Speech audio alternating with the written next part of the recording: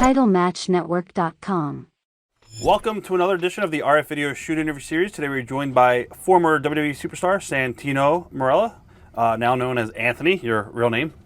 Yeah, it's funny. For 2 years, I went to OVW, and I was Boris. For those 2 years, from like the day I got there to the day I left, because when I left, I became Santino. Right. And then, yeah, for the next, 9 years, I was Santino, and I'm Anthony again. Who tagged you with the Boris name? Was what, sir? Who tagged you with the name Boris? Oh, Rip Rogers. Okay. When I got there, he just looked at me and said, Boris. I can see it. He's kind of like a, Crazy. God, not a prophet, but he's able to just call things that you can't know. So he called me Boris, and I was kind of like, Boris, and everyone was calling me Boris, like that was my new nickname. Right. And so luckily my first coach was Don Kozlov. So I said, I'll take Boris and Kozlov, because I think that combination of Kozlovs and Borises hasn't been done yet. So and then it was a way for me to do all my judo stuff, and so I was Boris Kozlov. Yeah. Were you a big wrestling fan growing up in Canada? Well, yeah, I was. It was like Saturday at noon was our ritual. We are in front of the TV, we're watching wrestling. I didn't really go get magazines and books, and I didn't know much outside of WWF, but it was like religion, you know. Who were some of your favorites watching as a kid? At what age were you when you discovered the business? Well, I remember my brother and I, gosh, I must have been six, 7, because when Jimmy Snuka was fighting Don Morocco, and they had that cage match where he jumped off the top, and then they got into a brawl, and it showed censored, and it went to black, and we thought that was the craziest thing ever. Like, there must be so much blood, it must be so gruesome. And it's funny because we filled in the blanks for ourselves. When it was censored, there wasn't anything to see. Right. So we just imagined this gruesomeness, and I like the idea of letting the people fill in the blanks for themselves. But yeah, you know, I was a huge Hulkamaniac, British Bulldogs, yeah, of course, Ricky Steamboat, Jimmy Snuka. So early on, when you were a little kid, is that something you said to yourself, you know, when I get older, I want to get into the business? I want to be a wrestler? Well, I didn't make that claim only because it seems like it's unattainable, right? You know, I can't be a wrestler. I'm not a giant of a man. And then, yeah, when I was in university, on my university wrestling team, there was a guy. His dad was Don Kozlov, my first coach. And I'm like, oh my God, my destiny just found me. This is it. Every skill I have acquired throughout my life is directly applicable here. Grappling and comedy and public speaking and all these things I did, you know, you boil them all down and it's pro wrestling. Talk about your martial arts background. Yeah, I did judo since the age of 9. It was coincidence. I wanted to be in some form of martial arts. I loved kung fu movies. I loved pro wrestling. I loved, you know, Bruce Lee. And I asked my mom to put me in something. And the course, you know, when you look, if you're a mom and you don't know anything about martial arts, you don't know the difference between karate, kung fu, taekwondo, all these things, aikido, judo. Right. So she put me in judo. And yeah, it changed my life forever, you know. I was invited. It was like a 10 class pass or whatever it was. And then I was invited to the mothership Shimbukan dojo, where I trained for, the next 10 years before I moved to Montreal to train with the national team. So obviously you're really good at it. I was good. I was kind of a young prodigy, you know. I was like the second youngest black belt in Canadian history. Oh, and wow. I was the Ontario senior champion at 17. As a junior, I came second place 4 times. This is men under 21, till I finally got gold and I was national champion. I went to the Junior Worlds for Canada, and it was my whole life, you know, throughout university. It was my identity, my goals, my dreams were the 2000 Olympics, and that was it. There was nothing else. There was a time when if I had my judo gi rolled up and my belt wrapped around it over my shoulder, that's all I needed to live. You know, I can go anywhere in the world and just do judo. What made you get into the wrestling business? Well, I guess, you know, you're going to have to get a job one day. And, you know, I prolonged university as much as I could. And I thought to myself, if I can actually make a living doing this, it's a no-brainer. Let's do that. Did the business come easy for you since you had a background in, you know, judo? Yeah, I don't want to take away from the difficulty of the business, but it did. You know, I had to unlearn some judo, because when you throw somebody in judo, they're resisting. And you're still throwing them. And then there's they're kind of neutral, and then they're going with you. So I was over-rotating people. When it came to some hip tosses and stuff like that, I had to learn how to dial it back a bit. Right. As far as like the business, did you ever want to quit during your training at all, or was there ever a point where you said, maybe this isn't for me? No, never. It's funny. I was just so sure that this was going to happen, and I was 100% confident. I remember I was dating this girl in Kentucky for a couple dates, Right. and I was like, oh, I want to take this to the next level and be serious. And she's like, you don't have a job. And I go, what are you talking about? I'm going to be a wrestler. Like, duh. And then she's like, come on, let's be realistic. Not a lot of people make it. And I go, what? I'm not one of those people. Of course they're going to make it. And I always compare it to, imagine you're a tightrope walker and you're walking across the tightrope completely focused and you make it to the other side. And then when you look back and you look down, you go, oh my God, I could have died. That was dangerous. It was like that. I was so focused. I didn't have a doubt in my mind.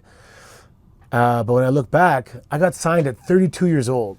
And I spent every last penny of my savings right up until the day I got signed. The day before I got signed, the money ran out. So I was about to return home, 32 years old, having to figure out a new game plan. And people always say, wow, you accomplished your dream, or you reached your goal. And I said, you know what's even better? I avoided disaster. Yeah. And avoiding disaster is the best. Who trained you? Who was your mentor? Originally it was Don Kozlov, who I still to this day call coach. Right. And then I went to Japan and I trained with Yuki Ishikawa.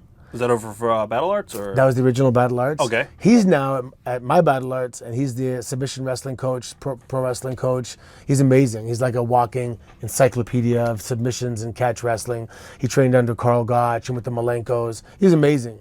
And that's the reason I opened Battle Arts, because I knew that if I was still on the road. And you have him there. He's there. He moved to Canada. Full circle. Yeah, and I know that I can feel confident that my members are getting a world-class education, and they're paying good money. So I want to make sure the value's there for them. What was the independent scene like in Canada when you broke in? I had 6 indie matches, and then I said to myself, I got to get out of here. No one's going to find me here in this gymnasium. No one's looking for me. I got to put myself in front of the right people. So that's it. I packed up and I went to Japan. You knew to do that yourself? Yeah, I do. It didn't take a genius to look around and think, no one's here. Right. You can be the best wrestler in the world if no one's looking. Where did the Johnny Gio Basco name come from? Oh gosh. Okay, so so my dad, when he dated my mom, grew up in the Italian part of Toronto and hung out with his little gang and stuff. And so I guess whatever reason, when he first dated my mom, he didn't want to give her his real name. So he said his name was John Gio Bosco. So my mom told me this story one time, and I just thought it was a funny name and it was interesting. And then when my first match came, they're like, "What do you want to be called?" And I'm like, "Oh my God!" I just said Johnny Gio Bosco. Now, when you went over to Japan, how different was it for you as far as culture shock? Well, growing up doing judo, my second father was a Japanese, my sensei. His name was Goki Uemura. And, so I learned how to count, and I've hung around. There's a very, obviously judo is Japanese, so there's a very Japanese, attachment to doing judo. So it wasn't as big of a culture shock as moving, let's say, to the southern U.S. Right. That was actually a bigger culture shock for me. Plus, I went to Japan when I was 18, and I competed in the International High School Championships.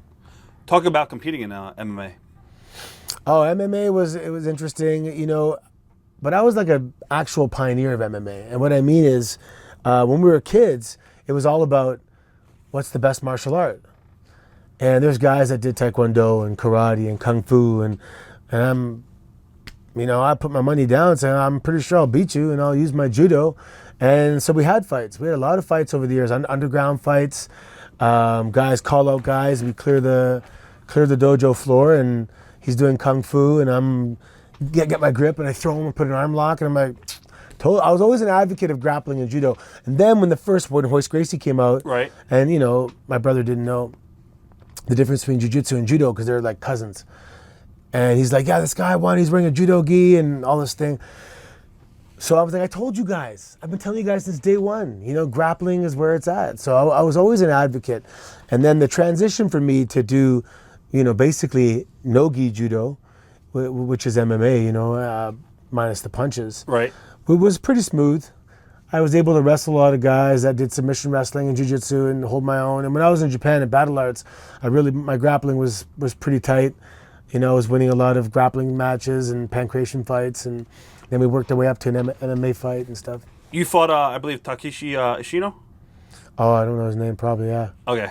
You don't remember that? It was just, didn't really stick out. No, his name, I don't remember his name, but yeah, that fight I lost.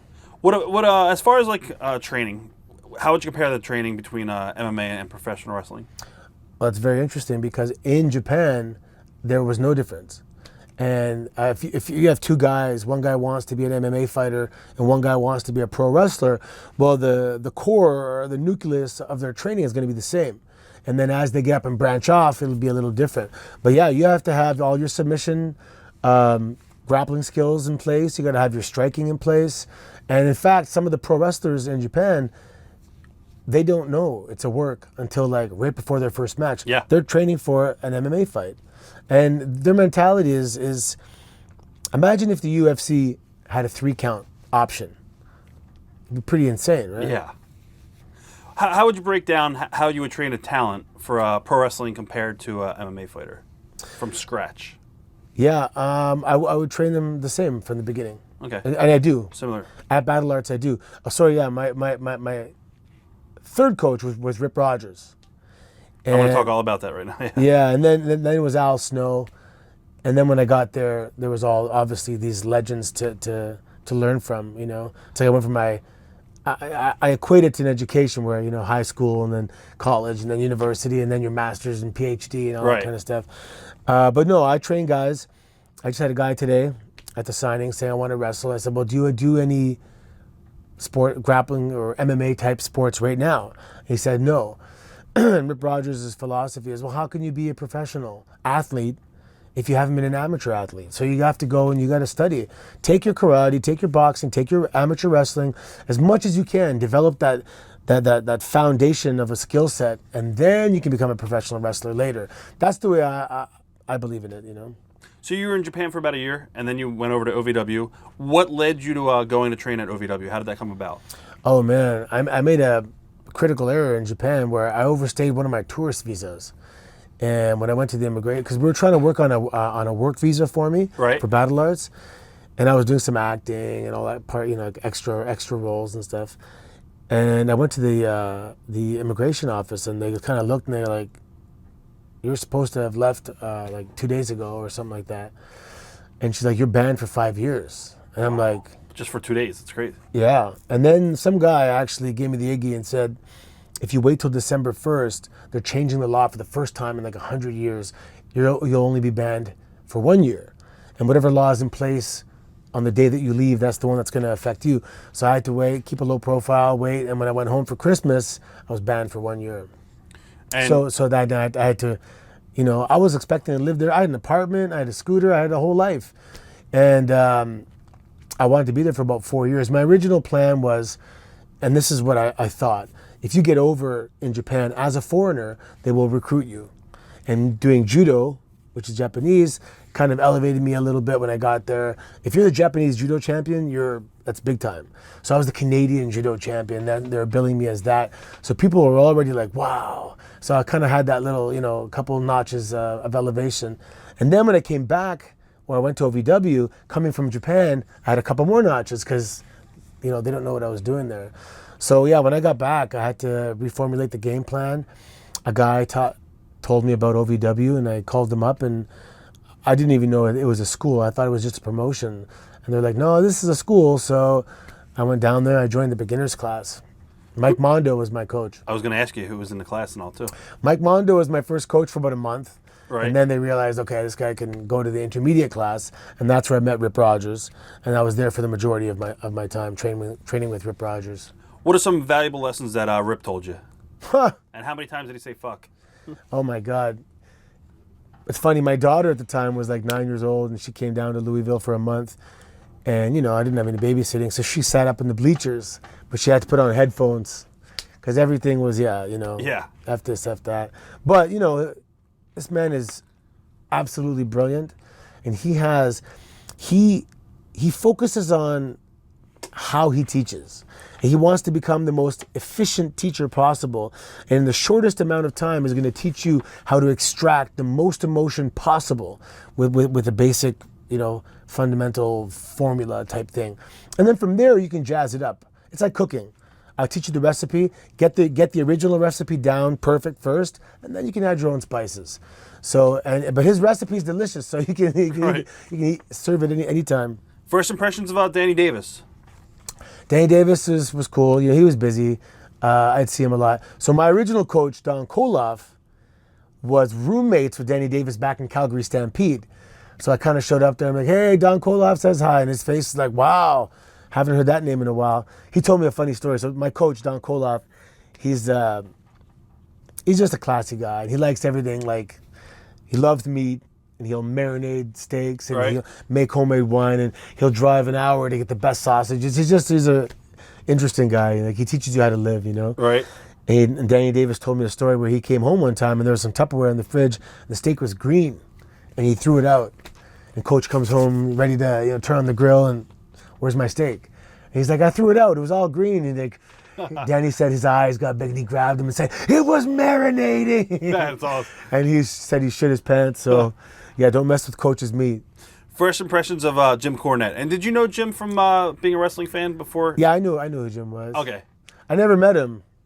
So that was... I consider our interaction as not meeting him, because I didn't meet him. I never said, hi, my name is Anthony.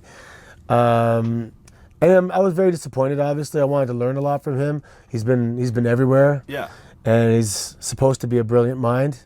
I never got to find that out. For the first time, like, if people might not know about it, explain your side of the incident where basically you laughed at the Boogeyman instead of showing fear. Were you told to show fear? Like, what was, for somebody that never heard the story between you and Jim Cornette, what happened there? Yeah, so I had been to the beginner's class. I just got to OVW. I've been there for a month. And I just got promoted to the intermediate class. Oh, Jim was never there before? I never met him before. I mean, okay, so he was there. He was there somewhere, but he was with the intermediate and the advanced class. Okay. The advanced class is also the WWE developmental contracted talent at that time. So I get to this intermediate class, and everyone's like, hey, welcome, you can come watch the show on Wednesday night. The intermediate class is allowed to come to the show, help out, watch the show, whatever. So I came my first time with my daughter, and I'm sitting in the audience, but the the intermediate class had a special section that they sat in. And I guess they were supposed to facially sell what was happening in the ring. Well, no one told me, right? So I'm sitting there with my daughter. And I think I may have met Marty earlier in the day. So anyway, he was having it was his debut. He was having a wardrobe malfunction. The horn kept sliding down. Cornette's getting frustrated. And then he turns towards us. My daughter was sitting right in front of me. So my daughter she was 9 or something, 9. And I thought, oh, that's cool. He's going to scare my daughter. So I'm smiling like, this is going to be good. She's going to shit her pants. But little did I know, he was going to exit out the door behind us. So he made a gesture towards us, and Cornette's like, from the announce table, he was doing commentary. And he's like, move, show fear. You're supposed to be scared of this guy. Or, he lost it. He just lost it. Was there fans there too, or no? Yeah. This is a TV taping. Okay. So he just, whatever. So we moved out of the way. Boogeyman left, and then I thought that was the end of it. Then referee Goose Mahoney came out. It's like he didn't want to hear the answer. He's like, were you sitting here? Because there was a bunch of us sitting there. You wearing all black? And everyone was kind of wearing all black. And he's kind of like, I'm like, yeah. He's like, okay, it's you. And he's like, would you mind coming to the back for a second? And I'm like, sure. I thought I did something they liked. Right. And like, I like that guy's facials or whatever. So I get back there, and as I come through the door, he's barreling at me like, you think this is a fucking joke? You think this is a joke? Blah, blah, blah. And and the first thing went through my head, I'm like, if I hit this guy, I'm going to be deported. I'm a Canadian in the United States. I just got my little apartment. And you know what's funny? What went through my head? So I decorated my apartment. I went to Walmart and I bought some end tables, and I went to Goodwill, and I just bought this couch. Right. And I put the couch in, and that was like the final piece. My apartment was now decorated. It took me a month or whatever to get all the little pieces in my spare time. And he slapped me. I'm like, damn, I just got my couch. So I'm thinking like, I just got my apartment set up. I don't want to be kicked out of the country now. So I had to suck it up. Yeah, man. He ended up doing even a little paintbrush. So there's a whole hallway of talent. Yeah, I was going to say, go ahead. And they're all looking at me and they're like, oh, bro, sorry, man. Like, they felt bad for me because this guy was abusing his power and taking advantage of me. So the one thing I wanted, and I was in good shape at the time, I was jacked up, and I made sure he knew that, look, your slap isn't moving my face at all. You're a weakling. He says, you're obviously abusing your power. You have no power here. If it comes down to survival, you have nothing on me, right? I wanted to make sure I conveyed that with the look I was giving him and making sure my head wasn't moving. And I spoke, and so he's saying, you think this is a joke or something? I said, and I'm like, I don't even know what you're talking about. I'm just in the audience, And then he's like, oh, you're not selling the Boogeyman? I'm like, why would I do that? I don't understand what you're saying. Like, what's your point? You think this is funny? And I'm like, anyway. And then Joey Mercury, I remember, he's like, just shut up, man. I go, okay, that's it. So I went back out to my seat, and my daughter's there, and she's like, Dad, what's wrong? I'm like, something just happened. And then one of the referees told me, you better go. He's still losing it back there. And I'm like, okay, I guess we're gonna go, whatever. But obviously the word got back to the office, and he was gone the next day. And I was hoping, I hope I'm not the guy that, if there's a lot of supporters of Jim Cornette, that I'm gonna be the guy that is gonna be known that the guy who got him fired or whatever.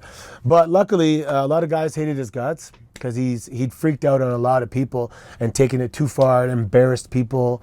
So a lot of guys were pretty happy, and it ended up being a good thing that I was the guy.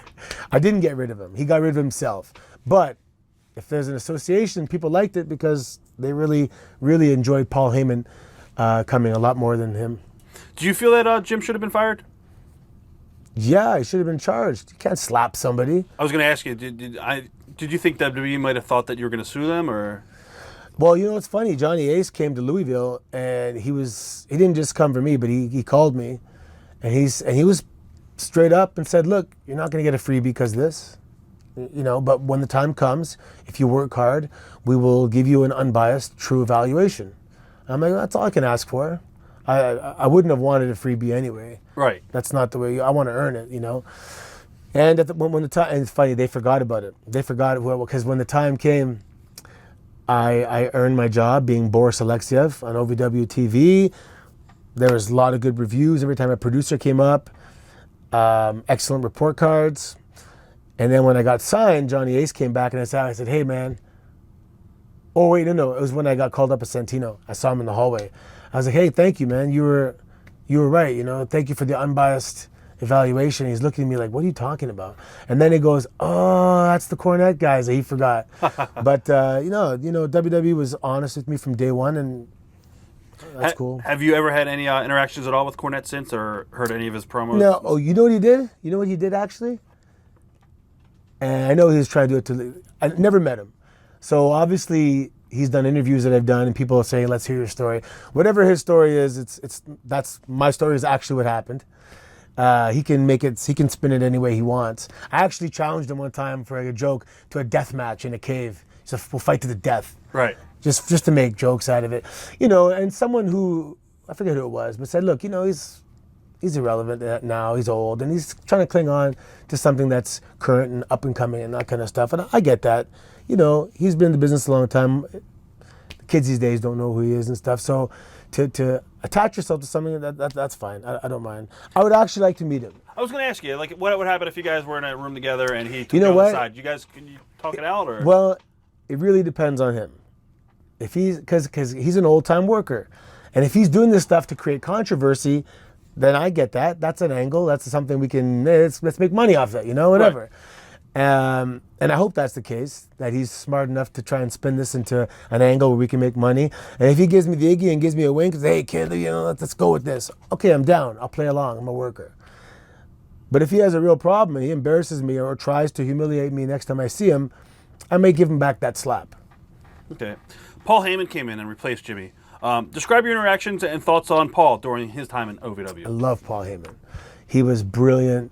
If he was a general, he would fire up the troops like nobody else. Before the show, after our meetings, we're like, yeah, let's go out there. Let's just have the best show ever. And he actually came to one of our practices, a Rip Rogers class, and he sat up in the little crow's nest there where the hard cam is, and he watched. And he caught me in the parking lot, and he said, I think you're going to debut next week on OVW TV. And I'm just like, what the fuck is going on? This is happening. This is OVW TV. This is huge. I knew the exact implications. Were you signed at this point or no? No, I wasn't signed. I was the only guy on TV that wasn't signed. Right. So he believed in, and this is funny, so I go to Battle Arts, and I learned this skill set that's kind of not really directly applicable to WWE style wrestling. You can't go in there and belly to belly in German and beat the shit out of everybody because they're not going to take that.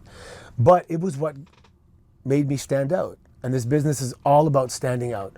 So I'm doing Saito suplexes and stiff kicks and arm locks, and that got me hired. And then I had to forget it all when I became Santino.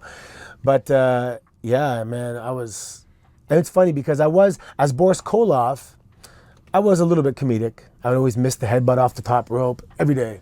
Right. And, being a heel tag team and the Russians, we were the Russians, you're going to do the job to the good guys and that kind of stuff. And then all of a sudden, I became Boris Alexiev, who was like shit kicker to the max, never lost a match, just destroyed everybody for months and months. They were going somewhere with it. And I'm like, these people going to accept that?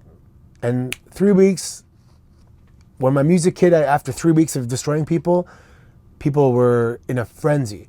I saw something one time. So I was fighting this guy, Mo the Mug. Right.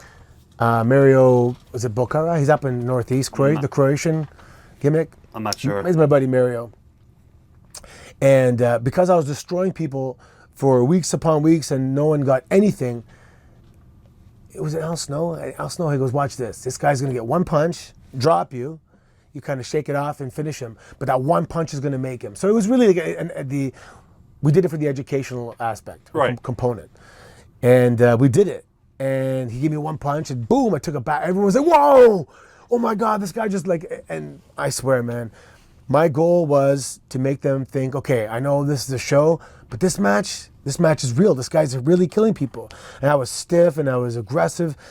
So the next week, I wanted to challenge this guy again because I was not satisfied with the fact that he got a punch on me.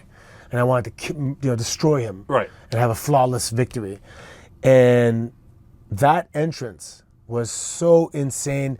These people were standing in a frenzy going, fight, fight, fight, fight. There was no pro wrestling. In their mind, this was a fight. And it was so awesome. When my music would hit, I'd get fired up, and I used to come out to the Conan music and everything. It was awesome, man. Boris was great. Memories of working with Mike Cruel. Mike Cruel. I beat Mike Cruel for the OVW Television Championship. He is one of those guys that they missed the boat with. They missed the boat. Yeah. Why do you think that is? I don't know, man. His height is the only thing I can think of. He was in great shape, great wrestler, tons of personality. Al Snow thought he was awesome. Everyone down there thought he was awesome, but whatever, man. 31 flavors. Someone doesn't like that flavor, and when he got there, yeah, they didn't see it. When did you find out that you were going to get a developmental deal? What was the day? August 16th, 2006. Wow. Mike Bucci gave me a call. Well, you know what happened? So the morning of, we had morning practice, and Danny Davis comes up to me and goes, hey, Boris. He goes, have a nice day today. And I'm looking at him like, I know what you're getting at. Don't fuck with my heart right now. And he goes, have a nice day, Boris. And I was like, what the fuck is happening? Is happening? And then I get home and I see 203. And I'm by myself, pacing. And I answer, and it's Nova, Mike Bucci. Right. And he's like, hey, Boris, I have a question for you. Would you like to work for the WWE? And I remember saying like the most perfectly pronounced, yes, like perfect, no mistakes. Right. Yes. And that's it. They started the paperwork, and being a Canadian, I had to go back home for 2 months while they got my work visa. So I was returning home like a champion. It was awesome, like a parade, Little guy from Mississauga, Ontario goes down and calls it calls the shot and makes it happen. I actually had a trip to Japan booked after the 16th, and it was to kind of go show the office, like, look, I'm a desired commodity in this country. If you want, you want me, you better come and get me. Right. But now the trip was just a celebration trip, Oh, you still went? Oh yeah. Okay, cool. And I gained 18 pounds in 2 weeks, just drinking, eat rice and beer, and like it was just a celebration trip, So I'm going to mention some names and just give me like what your thoughts on some of the guys that were in OVW at the time. Cody Rhodes, when you were down there? Ha! Cody. Cody and I, he's like a little brother to me. We have this little, we like to give each other shots and rib each other, and we had the Muscle Mania. You ever hear of Muscle Mania? Not sure. Oh my God. Cody, he was in good shape, and there was years there where I was out of shape, but I wore a singlet, and I was a comedy guy. So we were on a European tour, and he said something about, we were drinking on the bus, and he said something about being fat, and I said, I have a better bodybuilding physique than you, like in terms of the raw genetic potential one would need to be a bodybuilder. Right. And he was like appalled by that, and so we called it. We had a showdown. This is November. And we said, let's have a bodybuilding contest at the after party at WrestleMania, which was, let's say, April 1st-ish. Right. This is Houston WrestleMania. And, everyone on the bus kind of egged us on, and we picked a date, and it was on. And we couldn't back out of it. T-shirts were made. Muscle Mania became a big thing. And it was, the poor guy, it was the tortoise and the hare. And he was in shape already. He had abs, and he was in great shape, and he looked awesome, And he just had to watch me just slowly get in shape. And everyone would be like, oh, he's gaining on you. He'd be like, enough, stop it, Right. He even took me aside. He's like, I don't want to do this anymore. I said, well, unfortunately, I need this, okay? We have to keep going. So as of January, I cleaned up my diet a bit at the end of the year, but January 1st, I started hard. And I was like 223 pounds. On stage, I was 203 pounds. And I took it serious. I got a posing coach. I got a nutritionist. And I This won. is just to pop the boys? This is just between you guys. Man versus man bodybuilding contest, and I ended up winning it. That's awesome. Yeah. Elijah Burke? Elijah, interesting cat. He was actually one of the first guys I ever saw when I got to OVW. But, we went our separate ways. He went to TNA, and he was in WWE for a little bit. Yeah. Roadkill? Any interaction with Roadkill? Yeah. Roadkill. We actually had a little bit of a... he just questioned my work ethic one time, and I pride myself on my work ethic. Too stiff? No. My work ethic, like setting up the ring. Okay. And I make sure I carry the poles by myself. And if you carry two, if you carry one, I'm carrying two. I gotcha. And I always bust. I moved away from my daughter. I moved away from my home. Right. And I trained 3 times a day until I burnt out. I said, if I don't burn out at some point to gauge my maximum, whatever, training ability, then I'm not working hard enough, and I trained really hard. And so I had to kind of tell him, mind your business one time.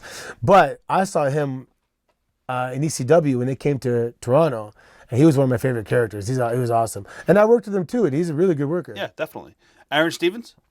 Aaron Stevens, he has been my roommate on multiple occasions, so we're really good friends. He actually went to bat for me.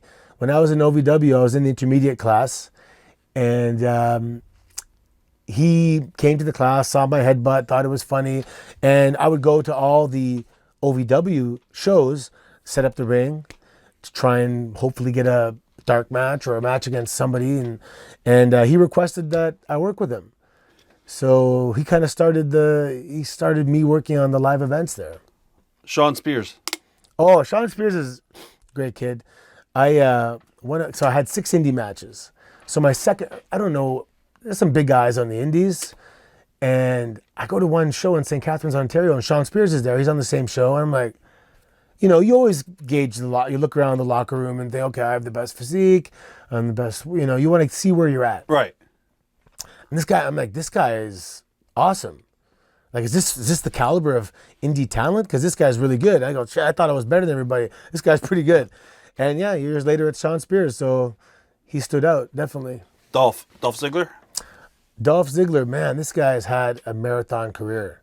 Super athlete.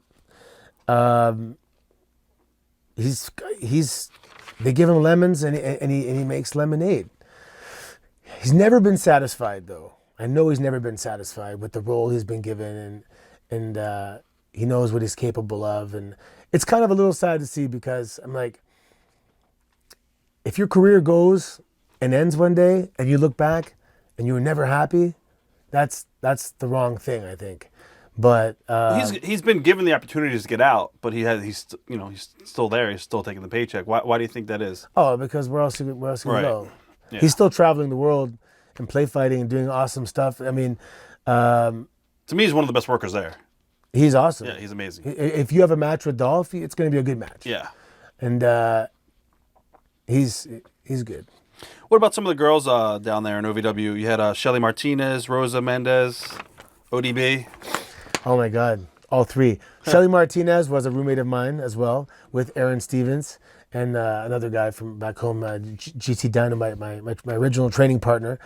Fun time, Shelly. You know, she was a good roommate. She had her little dogs with her. Yeah. Fred and Ethel. Right. Shelly's awesome, man. She's just cool, Shelly. You know, she had I met her there, and her room was like all vampire stuff, and her bathroom. Her shower curtain was like red paint going like this, like blood. Awesome. And she was an interesting cat. Mike Mondo. Oh, I love Mike Mondo. Mike Mondo is just an awesome human being and an amazing wrestler. Amazing wrestler. Like, can go an hour right now, call it in the ring with either of us, and he's just a super talented guy. Oh, to go back, Rosa Mendez. Yes. So Rosa and Maurice got hired same time I did, basically within a couple of weeks. So when I came back from getting my visa, I walk in like, who are those two? It was Rosa and Maurice. And she ended up being a roommate of mine too. Both of them actually were. Rosa in my house in Tampa, and Maurice, we had a little, I had a condo in Dunedin, and she was there. She was a cool roommate. You know, like, never got in your way and stuff. Right. Now, when did you find out you were being called up? Oh, like 2 days before it happened. I was driving to Elizabethtown, Kentucky, Right. for an OVW live event, and the phone rings, and again it's Nova, but he's with some writers, and they're like, "Hey, Boris, your background's really Italian, right?" And I'm like, "Yep." And they're like, "Can you say anything in Italian?" And Dusty Rhodes taught me, if they ever ask you if you can do anything, the answer is yes, you can do it, and then you better know how to do it when the time comes. Right.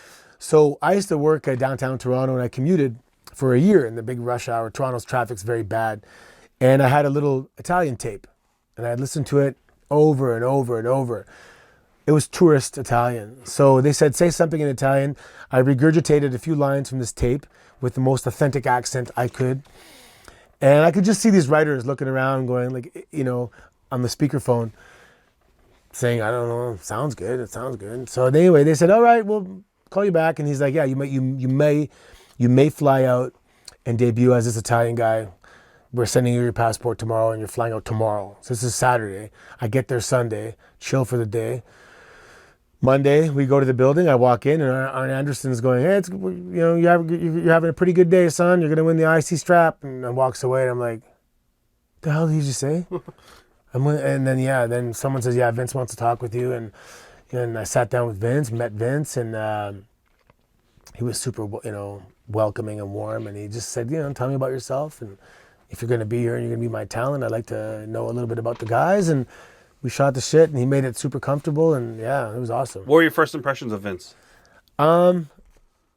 Just how different he was from the character. He was quiet, and he sat down, and he listened. And like, who am I, right? And he sits down, and he's like, tell me about yourself, and just sat back and let me talk. And I talked about my judo background. I talked about, I had a brief marriage in university. So I talked about that, and I made a joke saying that I heard it was a prerequisite to be in the business to be divorced, and he chuckled. And Vince loves doing things that have not been done before. So this angle we were going to do coming out of the audience as a fan and winning the title, the IC title, had never been done before. So that's what really, that part of it appealed to him. And yeah, he was just his psychology was awesome. And we went over the match a little bit, and he just said that there has to be a moment where I duck something and fire back just to show some heart. Right. So these people really get behind you. And that's what happened, and it worked, and it was awesome. Take us through the first day as far as when you got there, as far as working out the spot. Yeah, pretty much when you get to the building, you meet with Vince, and then you get told pretty much what you're going to do right away? Yeah, I was kind of walking around. They have meetings and they're going over stuff. So the first couple hours they're walking around, and I'm bumping into guys that I know from OVW, and they're like, "Hey, what are you doing here?" And I'm like, "I don't know.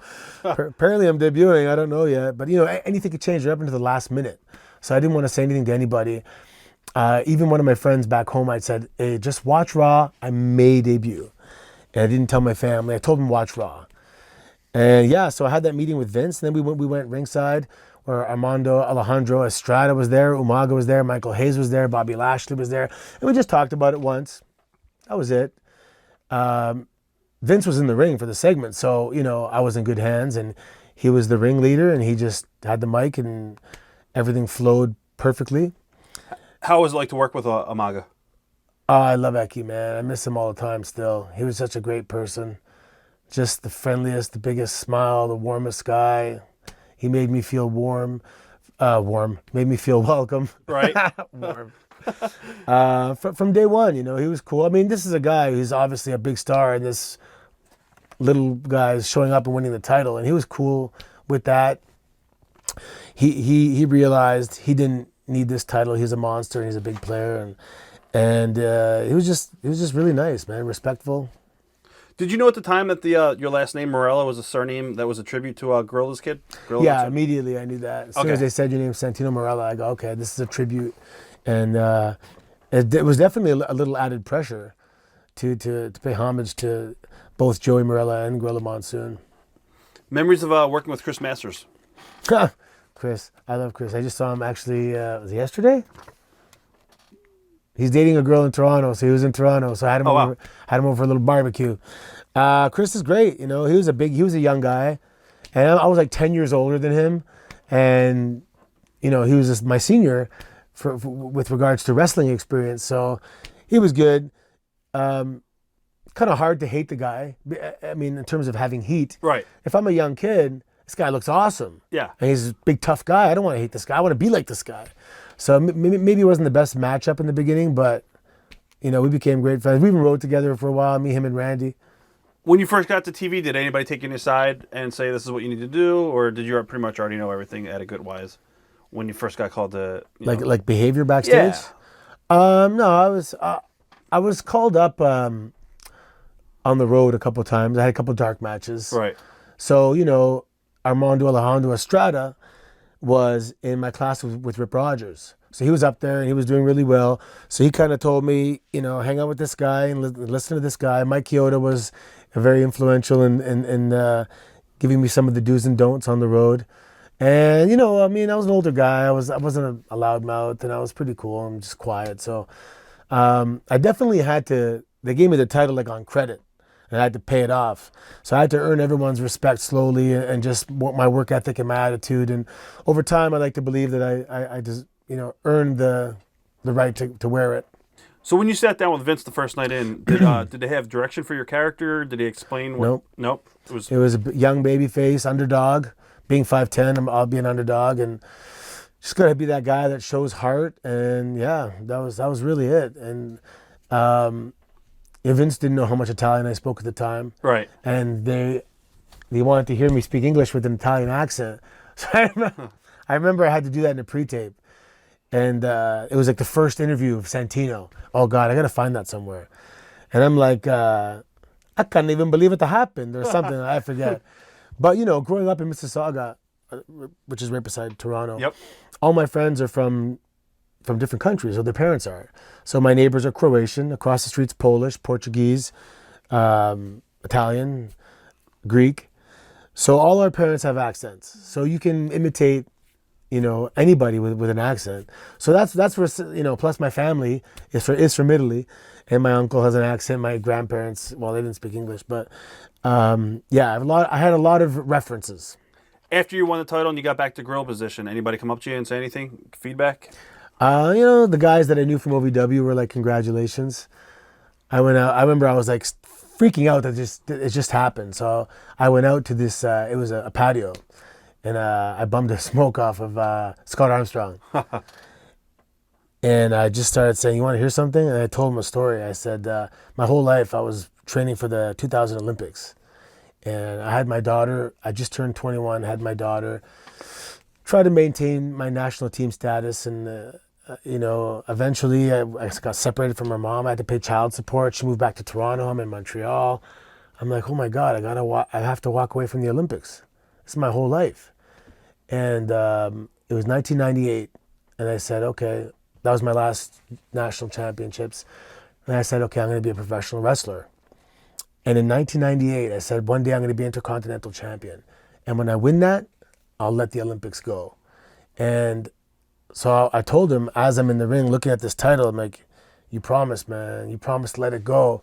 I still get choked up about it because it was like letting something go and embracing something else. And anyway, I told him the story, and he's like, that is so cool, man. He's cool. And man, that was my post victory moment. It was me and Scott on the patio Smoking a cigarette. Yeah. Were you surprised WWE had you drop the belt back so quickly? Yeah, I guess. Well, there was one pay-per-view that was in Houston where Umaga was living, and this one particular crowd was like cheering for Umaga. Like, the more he beat me, the more they would cheer, and I'm supposed to be the baby face. And I think that crowd had an impact on the office, going, this guy's not getting over as a baby face. So the thing was, well, let's turn him heel. And if that doesn't work, who knows, right? Repackage or hasta la vista, who knows? So luckily, my first heel promo was very amusing to Vince McMahon. And that's all you really need. You really need to make that man laugh, or that man impress that man. Now, obviously, you can impress Triple H as well.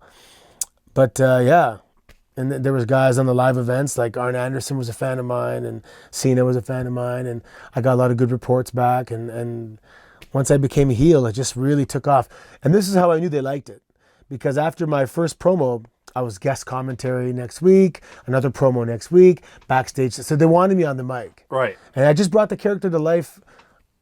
I didn't look like I was playing the character. I looked like I was a real person. 100%. And I, even when I go to Italy, people think, you're really Italian. Even Chris Jericho, when he first came back after I'd been there, he's like, it's tripping me out hearing you talk like this. I thought you were from Italy. And I'm like, nah, man, Toronto. That's awesome. Were you still training at OVW during the time of all this? And when did you finally leave developmental? I left developmental immediately. Okay. Because, and this is how I knew they were pretty serious about. I debuted, and like the next week they gave me a road contract and said they're taking me off my developmental. And I didn't want to be the guy that packed up and left immediately, but my daughter was at home, and it was time to go. It was time to go. Who came up with the idea of putting you with Maria Kanellis? I don't know. I was just given the instructions. Could have been Vince, I guess. Yeah, it was interesting, I guess. Did you like working with her? Yeah, she's cool. Maria's cool. She's beautiful. And she's funny, and she was, like a good sport about everything. What did you think about the angle where you were trying to stop her from appearing in Playboy? That was pretty funny. I think that was like the beginning of me really being that kind of heel. We did a bunch of fun stuff in the ring. Yeah. Of course, that's heat, right? Like, especially, everyone wants to see the pictures or they want to see the cover, and if you take it away from them, it was a good source of heat. Talk about the character slowly turning into a more comedic personality. At first, not knowing how it was going to work out, were you concerned that you were going to be pigeonholed into that role? I wasn't concerned that I'd be pigeonholed. In fact, being pigeonholed was a guaranteed job. I actually read an article once by Lance Storm talking about he liked the character. And he said, yeah, you're not going to be a main event guy. You won't be fighting for the title and have feuds against these big guys, but you'll have a job. There's always a spot for that. If you have a serious angle, you need something in the middle to be that buffer. And hey, I'll be that buffer all day long, no problem. Was there a point where you embraced it? No, I embraced it from the get-go. Okay. Being 5'10", debuting at 33 years old, I was very conscious that I'm already beating the odds being here. So I was happy.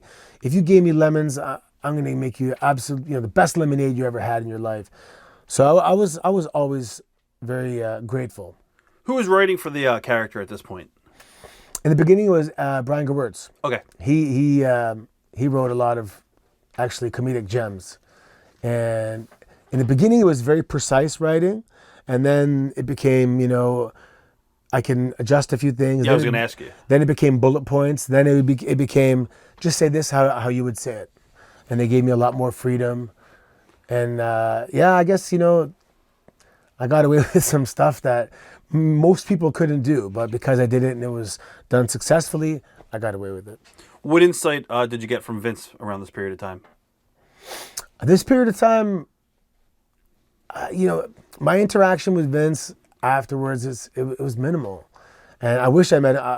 He's like my idol, and he's just so busy. He's on the phone, and he's okay. Once in a while, if you knock on the door, hey Vince, can I talk to you? It was always yes, or maybe it'd be 5 minutes. But 5 minutes came, he never brushed you off, and he's always saying, "Come in more often if you have something." But I'm like, it seems like everybody comes in to complain about something. I said, I'm happy.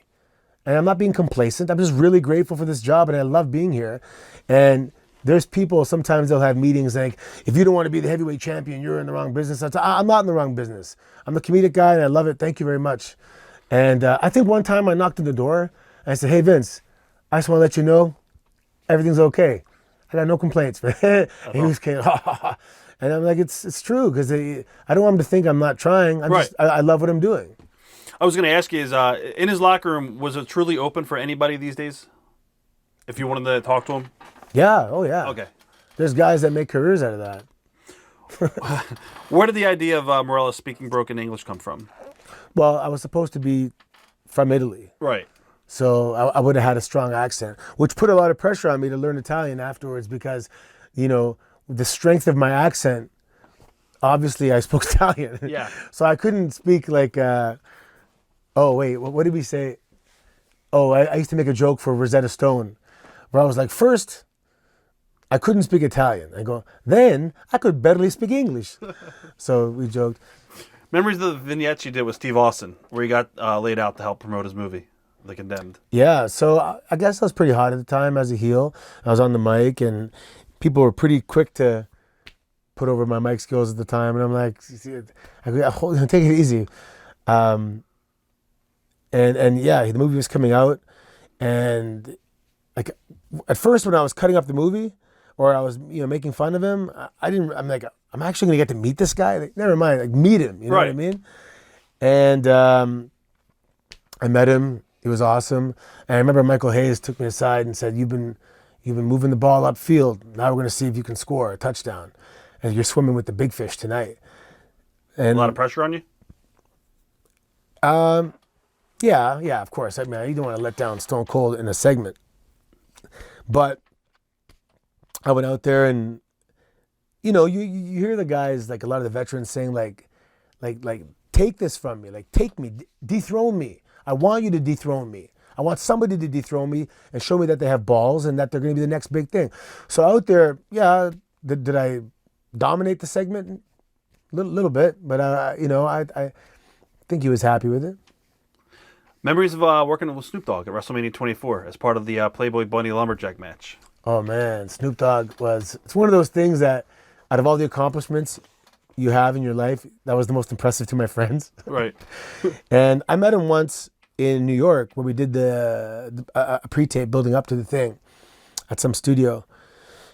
And I remember saying to myself that, so we did it, tweak this, do that, did it again. And we did it again, it was perfect. And he's like, let's do it again. And let's do it again. And I'm like, this guy, I get it. And this guy's work ethic was tremendous. He did not want to leave until everyone was completely satisfied with how it went. And I go, okay, that's why he's Snoop Dogg, because of this work ethic. And I was just so impressed. He wasn't in a rush to get out of there or anything. He was cool. So then he obviously remembered me. When Mania came and we went to meet again, I walk on his bus, I go, Santino, and presents me with a gimmick blunt. Yeah. Right. Memories of getting to work with Maria on Raw and getting beat up by the Divas. Oh gosh, yeah. And that was when the character was reaching a point where it's kind of hard to come back as a tough guy from this point. And the divas beat me up, held my legs, and Maria headbutted my groin. It's funny, 'cause I've kind of forgot about that because it's so long ago. And I saw the video on YouTube. I'm like, oh my God. If you watch the girls in that video, they're laughing. They just think it's so funny that this is happening. You got to work with one of the best talkers in the business, Roddy Piper. You did the vignette with him and Jimmy Kimmel. Members of working with Roddy. I remember that every time he slapped me, it was a stiff slap, and we had to do it again. There was something wrong with the lighting. I'm like, is this a rib here?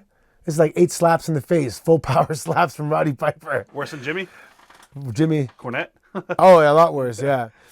And of course, so Roddy Piper was one of our favorites, my brother and I, as kids. And yeah, working with Roddy Piper it was amazing. It was actually like amazing. How did you get put together with Beth Phoenix, and then these guys started getting called the Glamarella?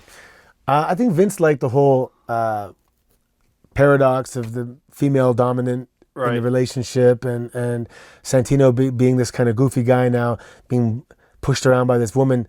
He thought it was hilarious, and a lot of people did. A lot of people like to see this goofy jerk of a guy that was mean to Maria now get his own, his share of it with Beth. And Beth, Beth? Yeah. Amazing. She's awesome. Like, the sweetest person ever. 100%. And so different from her character. Yep. And like a legit awesome athlete, super strong. She does stuff in the weight room. What did I see her do one time? Like a set of 20 with 2 plates, squatting. I'm like, I'm pretty sure I can't do that, especially now.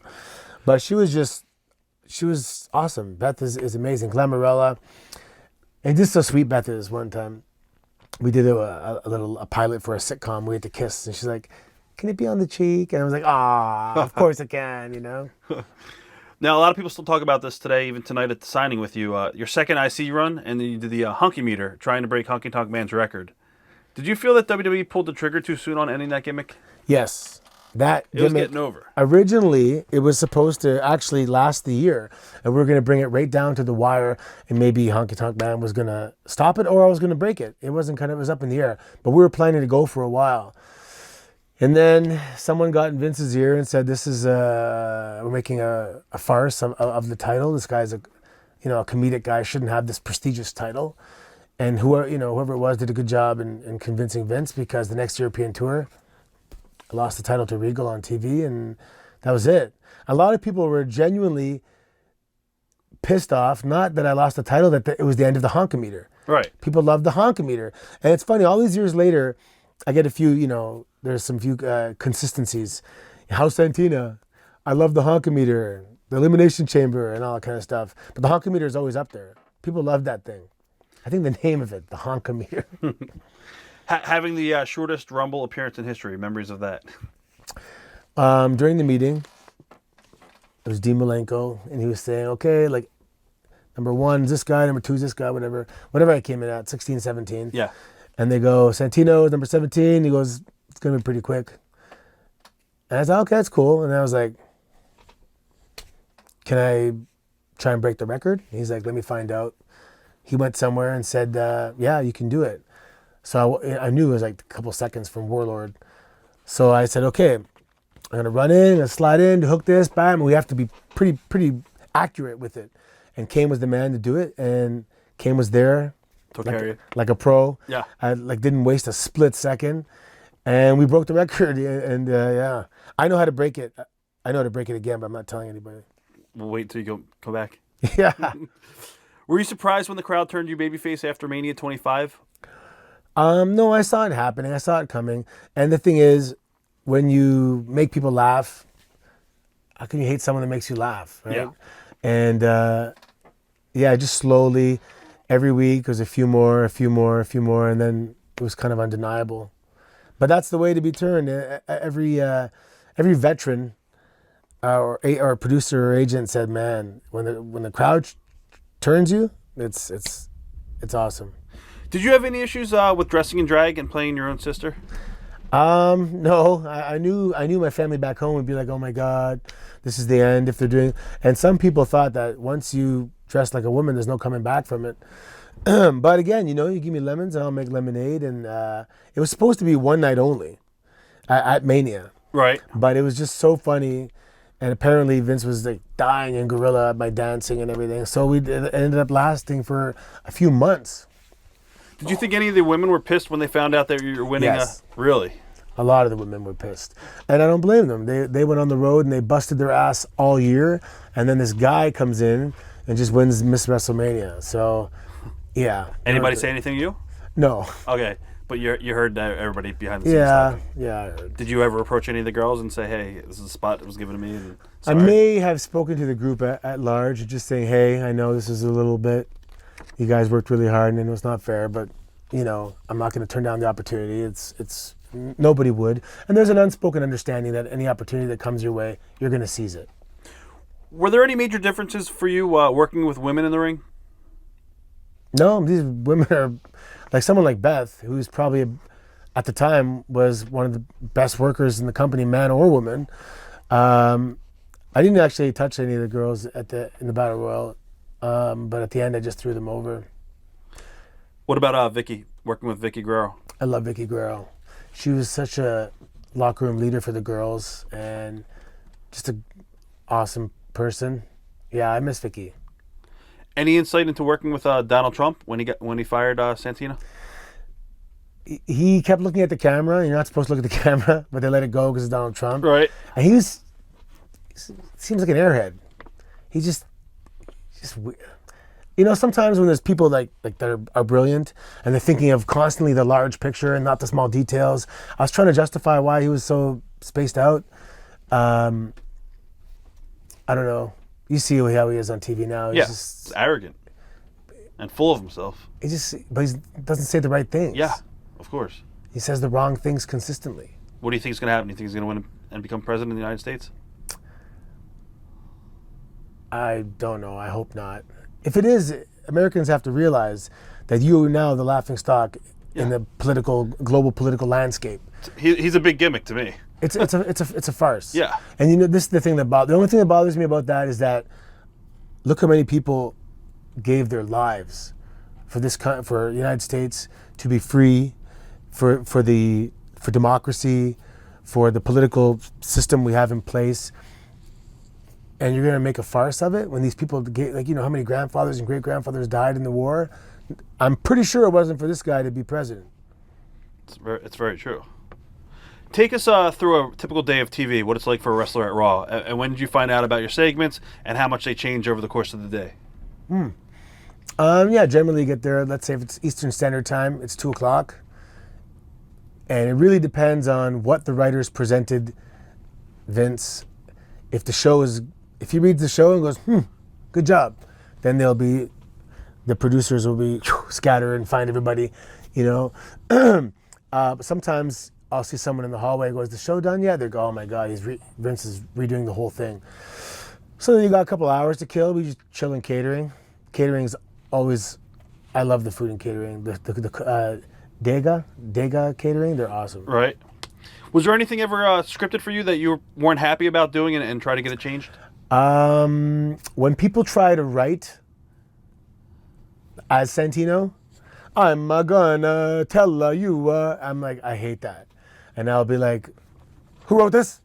And they'll be like, the new guy? Okay, yeah, no, you don't do that. I got it. Right. But there was a couple things that a couple jokes where I'm like, and this is later in my career, I'll be like, I'm sorry, this is really stupid. It's not a funny joke. I'm not going to say it. But did you get your way? But if you're, well, all you got to do is just say something funnier. If you're going to change what's written down, it has to be better or come across more successful than what was originally written down. Same with wrestling. If you have a match and you go over your time, it better be awesome. If you go over your time and take away from someone else and it's shit, you're in trouble. Memories of working with Vladimir.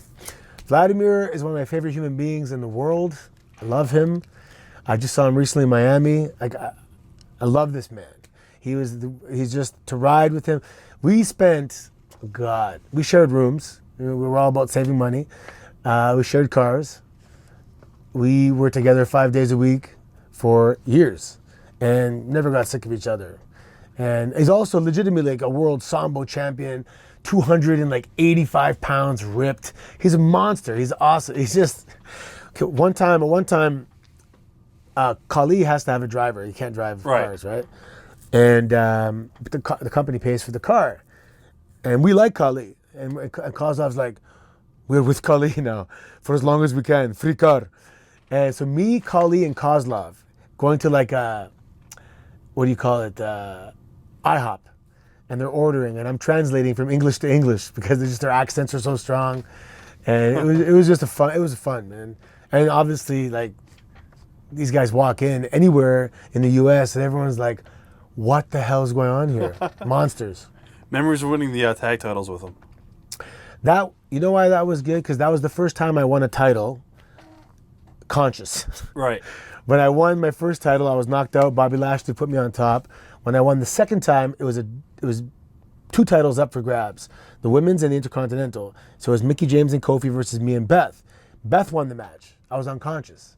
And when she wakes me up, I'm like, we won! So this time was the first time I actually won a match by doing a Cobra and pinning the guy. And the good part is that we were kind of this mismatched, odd team that had something to it that you liked, the way we interacted. And we just grew in popularity, until, the office heard and we won the titles. I think it was in Louisville, Kentucky, too, at the what's it called, the Yum Arena or something? Oh, I don't know. Yum Arena, whatever it's called. Where did the Cobra finisher come from? The Cobra finisher came from a gentleman in Japan named Taro, who at a bar just showed me this thing with his arm. And it was this little thing they did where he made it into like he'd turn it and put a stick here and make it like a little wooden puppet type thing. Right. And I remember looking at the guy, it was actually Yuki Shikawa, who's now I'm like, what is that? Why is he doing that? He was, I don't know, it's just something funny. So, and the guy couldn't speak English, so it was kind of, we were able to share a laugh without having the language. Right. And then, I saw him a few months later, he did it again, and that was it. I forgot about it for years. And one day I'm having a match, I think it was against Carlito or Chavo. And I look at Cena, I go, hey, watch this, I'm gonna try something, So I'm doing my comeback, like, wah, wah, wah, toom, and he turns and I roll him up. And the audience immediately laughed. Without ever seeing it on TV or having, being preconditioned to it, they laughed immediately. So I came back and he's like, keep it. And I only did it on live events. I used to do it into a schoolboy. Right. And then one day I go to TV and Ricky Steamboat's my producer and he's like, I forget who I was wrestling. And anyway, he's like, yeah, you're going to wrestle Santino. He's going over with the Cobra. He goes, Vince wants to see it. He's heard all about it. I'm like, okay. So the word got back. And I did the Cobra for a little bit. And then we invented the sock gimmick. Right. To put on top of it. And I remember there was times when I give that look, just the look, and people would go nuts and stand up and like see the whole arena going, and I'm like, why are you guys settling for this? This is so, I'm not lame, but I'm like, they loved it though, so of course I did it to the best of my ability. But yeah, phoniest move in wrestling history, I think. Mick Foley ever say, hey, this kind of reminds me of Sacco? No, he never did. No, he didn't, because it wasn't the same. But you know who called me out on something? You mentioned ODB before. Right. The trombone. I stole that the only thing I ever stole in wrestling was a trombone. So I didn't know if she saw it, but one day I get a text and it's like, nice trombone, ha ha ha, whatever, with her voice, ha ha ha. Yeah. So I text her, yeah, I'm meaning to talk to you about that.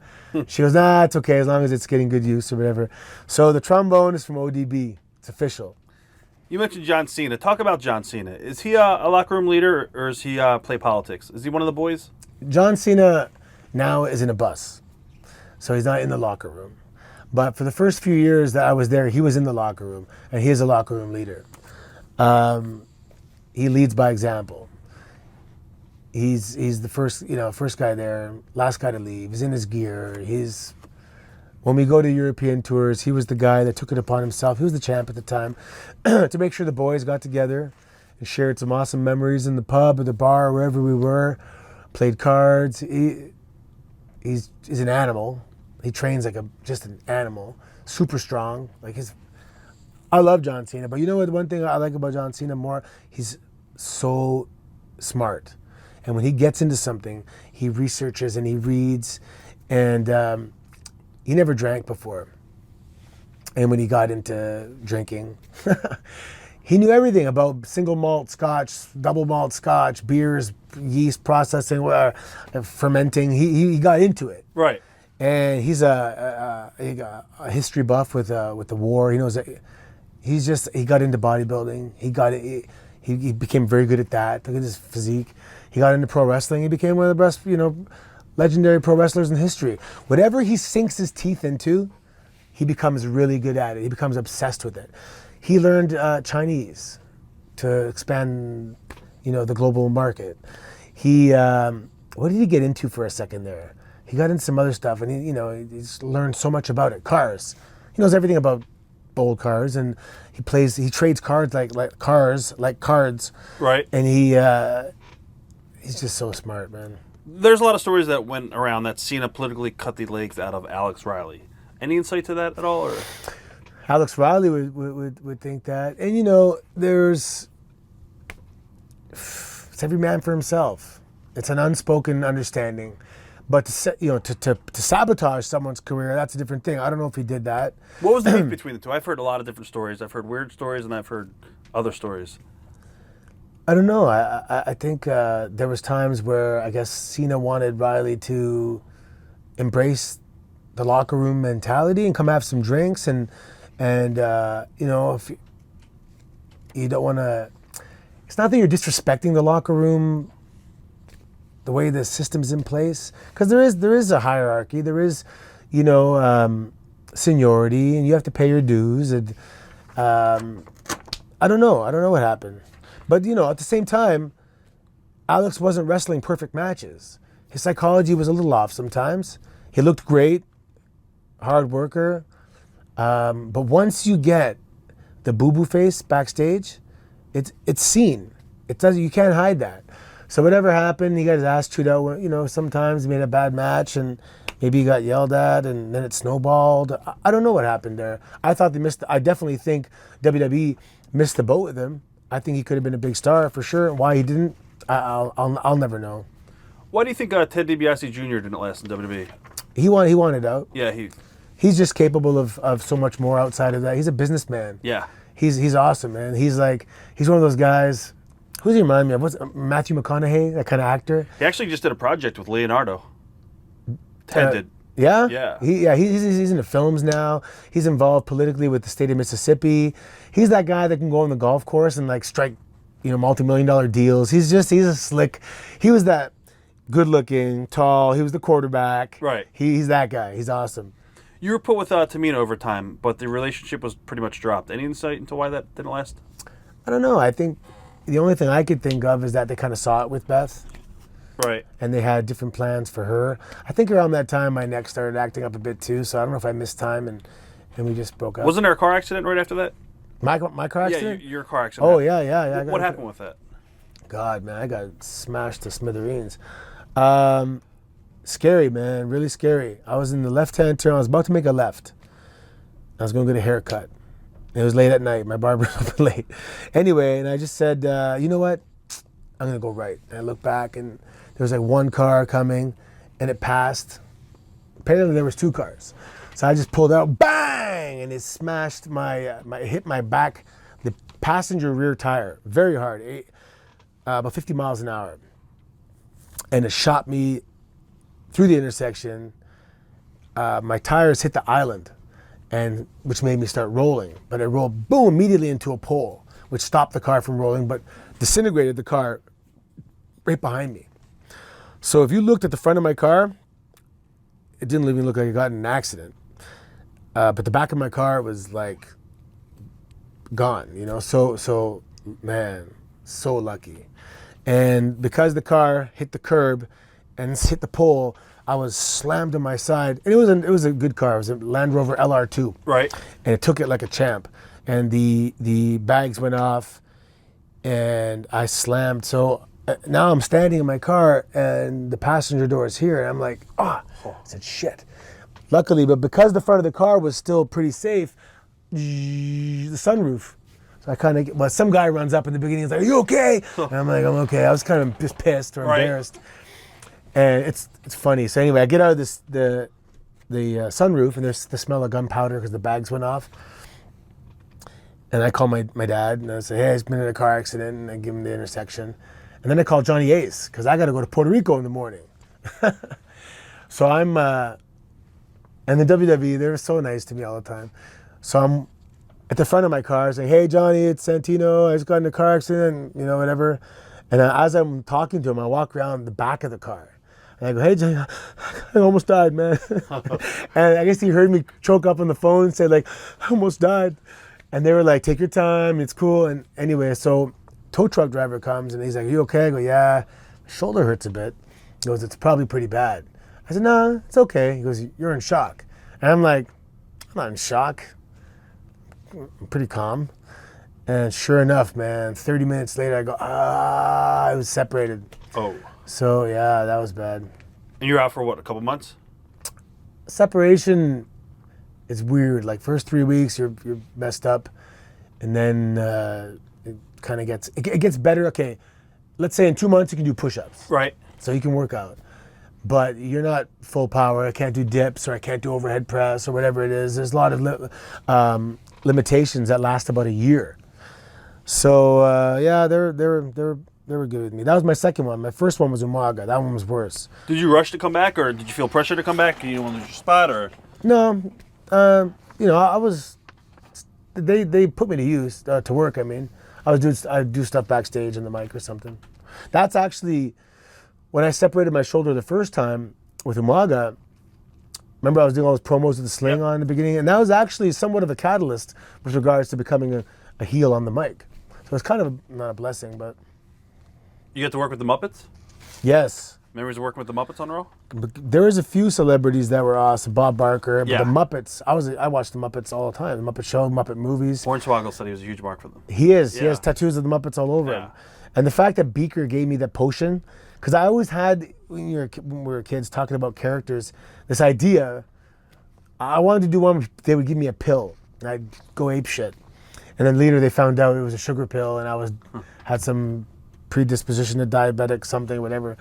Yeah, that was cool. The Muppets were cool. Just seeing how they work and how the guy, and all, like the same, I think the same voice is like Kermit and Miss Piggy, the same guy. Yeah. And I was like, what? Memories of working with Teddy Long as his assistant. Teddy, I joke about it. I say, I want the Teddy Long contract. He's been there forever. That guy's been, man, if you see old Teddy Long pictures, he was refereeing and stuff. Just a cool cat. Works. He works out harder than half the boys. He, just had a really good life. He gave me a lot of good advice. I loved working with Teddy. Memories of going all the way to the end of the 40-man Rumble against Alberto. It was interesting. It was one of those things where I was shit canned through the middle rope, so I was still technically in it, and I laid low for a while. So it wasn't like a brilliant performance the entire Royal Rumble. I just kind of came out at the end and like, he hasn't been eliminated. But, during the whole Rumble, no one is saying to themselves, Santino's still in it. I know it was a surprise. Right. And then, textbook Santino, celebrate too early. And then he reversed it and threw it out. But I have a lot of people that came up to me and they're like, dude, I thought you were going to WrestleMania in the main event. It would have been so awesome. And yeah, that sure would have been awesome. What are your memories of working with Ricardo and Alberto? Oh, they're great. I'm a fan of Del Rio's anyway. Plus, he's got a background similar to yours. MMA. And all that. He trained, he was a national champion in Mexico, Greco-Roman wrestling. He's a badass. And, of course, MMA. And he trained with Marco Rujas. And he's the legend, man. He's the cowboy. He's just living, he's awesome. Do you think they missed the boat with him when he came back and they turned him heel too quick when he first came back the second time? No, I think as long as he's there, he's fine. Memories of the Elimination Chamber match where you almost went all the way and the crowd went nuts for it. Yeah, it's funny. I came back and I remember Cena saying, he goes, I know what I'm capable of doing with the audience. He goes, I'll not get them louder than that tonight. That was insane. And at the time, you're just trying to, get through the match and you're not really kind of like completely living in the moment. Right. But that moment had a profound effect on a lot of people. People come up to me at signings at Mania and Fan Access, and they're like, dude, the Elimination Chamber, we were jumping up and down in our living room. We thought, no way, he's going to win it. Because at that point, one person only kicked out of the Cobra ever. It was Sheamus up until that point. So when I hit him with the Cobra, 1, 2, oh, you can see people going like, no way. And who was saying that? I should have just hooked him hard and held it there. Would have changed my life. But yeah, man, one count away from the history books of being a Triple Crown winner and champion. Did you ever approach management pitching a bigger push for you after getting such huge reactions in spots where the audience thought you might pull off a miracle win? No, I never. I mean, being the Milan Miracle, I always thought that there would one day be a miracle match, and I won the heavyweight championship. And if I lost it the same night or in 3 weeks, it wouldn't matter. It was official. But I always thought I would have that one night, and I was hoping that this would get better enough to come back, and I would have that one miracle night. But the body didn't allow it to take place. And I'll ask you about that coming up too. Did you think the company couldn't envision you beyond the comedy role? They could have, but what's the point? You know, it was working. I was happy. It was a real blessing to be to have the comedic role and just share laughter with people all over the world in their living rooms. And a lot of people come up to me and they thank me for that. They're like, you know, sometimes I have a hard day at work and the kids are screaming, and you know what? When you're on, we are all sat around the living room and we just laughed. And he goes, thank you for giving me those memories of laughter with my family. So you were never really frustrated or anything? No, I loved it, man. Memories of captaining Team Teddy Long versus Team John Laurinaitis at WrestleMania Miami. Yeah, that was big for me. You know, at the time where I was in the role I was in, to be a captain of a team at WrestleMania, that was huge. You know, you always hope you're going to have a singles match at WrestleMania, but that was a WrestleMania match. And even the next year, I think it was, with the Core. Right. That was a WrestleMania match. It's 4-on-4, but I had a WrestleMania match, you know, it was awesome.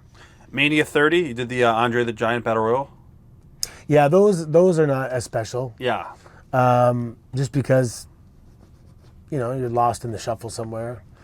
But yeah, you obviously want to be, you know, the fewer people in the ring, the better it is, right? More of a spotlight. What were your favorite Mania memories? I remember my first Mania, going there and everyone's like, Happy Mania Day, Happy WrestleMania, so it's a big thing for us. And everyone's families come, and I brought my family, and walking out on the red carpet for the Hall of Fame with my wife and my daughter. You know, those kind of memories are awesome. Meeting all the old timers in the green room, and having guys like Jake the Snake this year. I walked by and he's like, hey, the Snake guys are here. Or like, he referred to me as like the other Snake guy. And I'm like, you gotta be kidding me, man. You know, that kind of stuff. And just running into guys, just people that sometimes, our families sometimes only come to WrestleMania. Right. So you see snapshots of people's family, like Hacksaw's kids growing up every year. Now they're going to university, and you know, it's crazy. So it's the family is the best part, because we're on the road so much, and we all share a common suffering, and that's why we're all so close, because we all miss our families, and especially the parents out there. Do you like doing Access? Some of the guys don't like doing it.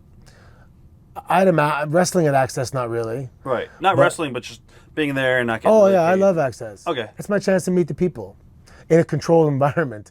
Right. If I'm walking in my car and you get mobbed, you have to be the bad guy and say, sorry, guys, I got to go. You know, you can't make everyone happy. But here it's a controlled environment. I get to meet the people. Where are you from? I ask everybody where they're from and try and talk a little bit about, if I know something about where they're from. And then someone else gets to be the bad cop and say, okay, next, you know, kind of thing. Yeah. So I love it. Talk about the beginning of the on-screen relationship with you and Emma. It was really for Emma. You know, she was a new girl and she was coming up. She was really funny. I heard a lot of good things about her down in NXT and her dance and everything. Right. And they loved her. So they're like, yeah, let's put her with Santino. And they had plans for that for a long time. I guess I was off because my neck or something. Yeah. Well, I was going to ask you, did you think you being off TV hurt her momentum early on? No, I just think that the NXT audience is not a good, what do you call it, like a market sample? Right. What's that word? The demographic? Yeah, but it's not a good true, like a focus group or whatever. Right. Because they're conditioned, they're having the greatest time of their lives. I had a match with Fandango. It was the one with me and Emma versus Fandango and Summer Rae, yes. Yeah. And we didn't even lock up yet. This is awesome. I go, okay, this is one of those crowds. Great, thank you. And everything we did was super well received, and it was awesome, and tons of chants. And so it's maybe not a true indicator if someone's over down there, because everything's over down there. So I guess when she came up, you know what it was? I think Vince didn't think she was funny. He didn't get it. And if he doesn't get it, it's not funny. So have you seen her now, though? She looks fantastic. Yeah, I was going to actually ask you, do you think they failed to introduce her properly, since the audience didn't really know her the way the NXT fans did? No, I don't think so, because there are some of the audience that watches NXT, and they got her. They didn't introduce her properly, I think. Yeah. I think it should have, because she's the kind of girl you got to get to know her. She should have been in some pre-tapes backstage before she came to the ring and did her thing. But of course hindsight's 2020. Thoughts on her shoplifting arrest and being released by the company before they rekindled the decision? How long was she released for? Like a few hours? Yeah, it wasn't. Yeah, it was quick. What was the story with that? She took an iPad cover. Yeah, Walmart or something like that. And it didn't scan. Yeah. So I heard after there was video of her trying to scan it or something. I don't even know. Yeah, I don't know. She was, if you know Emma, she's a huge wrestling fan. Like, Emma's the kind of girl, she'll show you pictures on her phone of her at signings as a kid. So you know she was devastated. Like, and people that know her well is like, oh my God. Like, she's on the floor bawling for days. Like, it's not going to be good. It's going to be really sad. And luckily, she got her job back. But she was like, because she was the funny girl and because she covered up her body's like stellar. Right. Like, sick. And now she shows it off, and she's hot as shit. When did you first realize you were having such bad neck issues?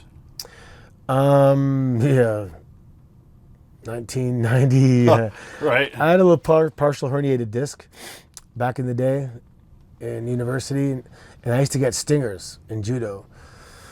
And I protected it in wrestling. I did a skin the cat once when I kind of hit it, and I got like the arm gimmick. I remember Umaga gave me the running ass in the corner, and like bad. Like, it's your spinal cord. Your disc is mine was becoming calcified, so it's like a piece of bone, just jabbing your spinal cord. It's bad. And then I would have good days or good weeks and bad weeks, and someone turns you, you're moving like this, and then the inflammation would go down. And as long as those bad times were far and few between, it's okay. They just started becoming too frequent. Yeah. What did you do in order to try to rehab before you got your neck? Oh, I did traction all the time. I would travel with this device, and a lat pull down machine. Yes. I go to a gym, take off the bar, put this thing, hook my head, and sit there. And after like a minute, you would feel like the zzz coming back in the arms, like just taking off the pressure. That kept me going for years, just doing that maintenance all the time. There was one day I slept. A big problem for me is sleeping on the planes. I'm going to sleep. I sleep before takeoff. But having your head like for 2 hours and getting up, it's like, oh. And that was really a problem. So one day I was going to wrestle Swagger. So I had a couple issues. One of them was I had a facet rhizotomy where your facet joints are rubbing bone on bones, hitting the nerve. So one day I'm about to warm up. I go, Doc, I can't move my neck. Like, it was stuck within a very small space where there was no pain. And that was the first time I had to stop. I went and got a shot, came back, felt great, had a match. Well, made it worse. And then the second shot. That was a longer one, but that was the facet joint. But it was the spinal cord issue that was the one that gave me the surgery. So when I was no longer cleared to wrestle because of that, that's when I made that promo in Toronto where I wanted to speak like this with this voice, but they wanted me to be in character. And I just said, this is the third time I'm not medically cleared. I don't know if I'll be back. I'm going to get the surgery. I'm going to try and come back. If I can't, all I want to say is that I always wished I could have been introduced from Toronto or Mississauga. Depends how, if they let me say Mississauga because it's small, it's not as popular as Toronto. Right. And that's all. And then it came across as if I retired and stuff. But that was, I actually didn't have a match since that day. When did you inform WWE about that, or was that a decision they made for you? It was a joint. When they do a test and they say, "Can you do this?" You're like, "No, can't move there." The doctors know, and the WWE takes awesome care of you when you're hurt. They send you to. It was actually Pittsburgh, Dr. Maroon. They did the MRIs. They did everything. The last match I had was Rusev, camel clutch. He was holding my neck right into a point where it was hitting the nerve. I'm like, just waiting for him to let go of it. I tapped, the bell rang, he's still holding it. I'm like, oh my God. And then that was the last, it was bad. If it wasn't for the wellness medical exam, would you have known how bad your neck was? There's no wellness medical. I meant as far as like the WWE medical looking at you. Oh no, I knew. Yeah, I knew. Okay. I couldn't move my head. Oh, so the one day when it first kicked in, the match where I was gonna wrestle Swagger or something, and I could not move my neck. Any direction was like lightning. And then Jesus, one morning, I had to Sandow put a sweater on me. Big E helped me with my shoes. I had to leave, and I couldn't move my neck. And they went to. I just sat in the car, and they worked out. And I went to the building, and I couldn't move my neck, and I was scared. Like that's pretty bad, I even had to put the plastic gimmick for a while, but that was the facet issue, and that wasn't even the fusion issue. So I had my fusion, decided to go with it. Mark Carano, he sat me down. He goes, "Listen, take your time about this decision. This is serious surgery and a long recovery." And I said, "Well, I can't continue my life like this." I couldn't even lay down in bed. I would have to lay down face first, brace myself, and roll over. Wow. Because lifting my head like this was bad, man. My wife would be crying sometimes watching me get out of bed, and we decided to have the surgery, and it was a success. They put in a piece of titanium, fusing 3 vertebrae, and taking out 2 discs. It's a double discectomy, and they took some, I think it was shin bone from a cadaver. Some dead guy didn't need it anymore, so I borrowed his leg bones, and they used them as the spacers that are taking place of the discs. Right. So after 1 month, we did a follow-up X-ray, and the doctor goes, "Oh wow, it looks like one of your screws is coming out." He goes, "But don't worry, it's probably gonna just, stop, fuse, scar tissue will lock it in." And he goes, "But if you ever feel a sore throat, really bad sore throat, let us know immediately." And I was at Tribute to the Troops. I was in the car with Sandow, and like within a couple hours, I'm like, instant strep throat. It felt like strep throat, burning, inflamed. I said, "Oh man, this is not normal." I knew it wasn't normal. I called the doctor. I said, "My throat is killing me." Were you overseas or? I was in one of the military bases in the U.S. Okay. Maybe Virginia. Yeah, Virginia, the naval base. Okay. And when I told them what was wrong, they were like very serious.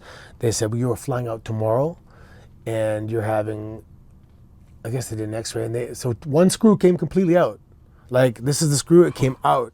One was halfway out, and they had to take out the titanium. So the titanium wasn't the support. The titanium is called an internal collar, and that holds it in place until the fusion takes place.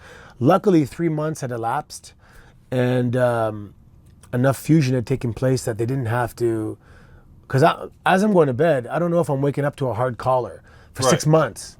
I'm like, I got shit to do, man. I run battle arts. I can't be in a hard collar. And luckily, yeah, man, when I woke up, I'm like, I remember waking up going, "What happened?" And they took out all the hardware. Because my first thing was, can you tighten the screws? Can you put a larger gauge screw in there, kind of get some tread? Like, right. I've put together IKEA furniture.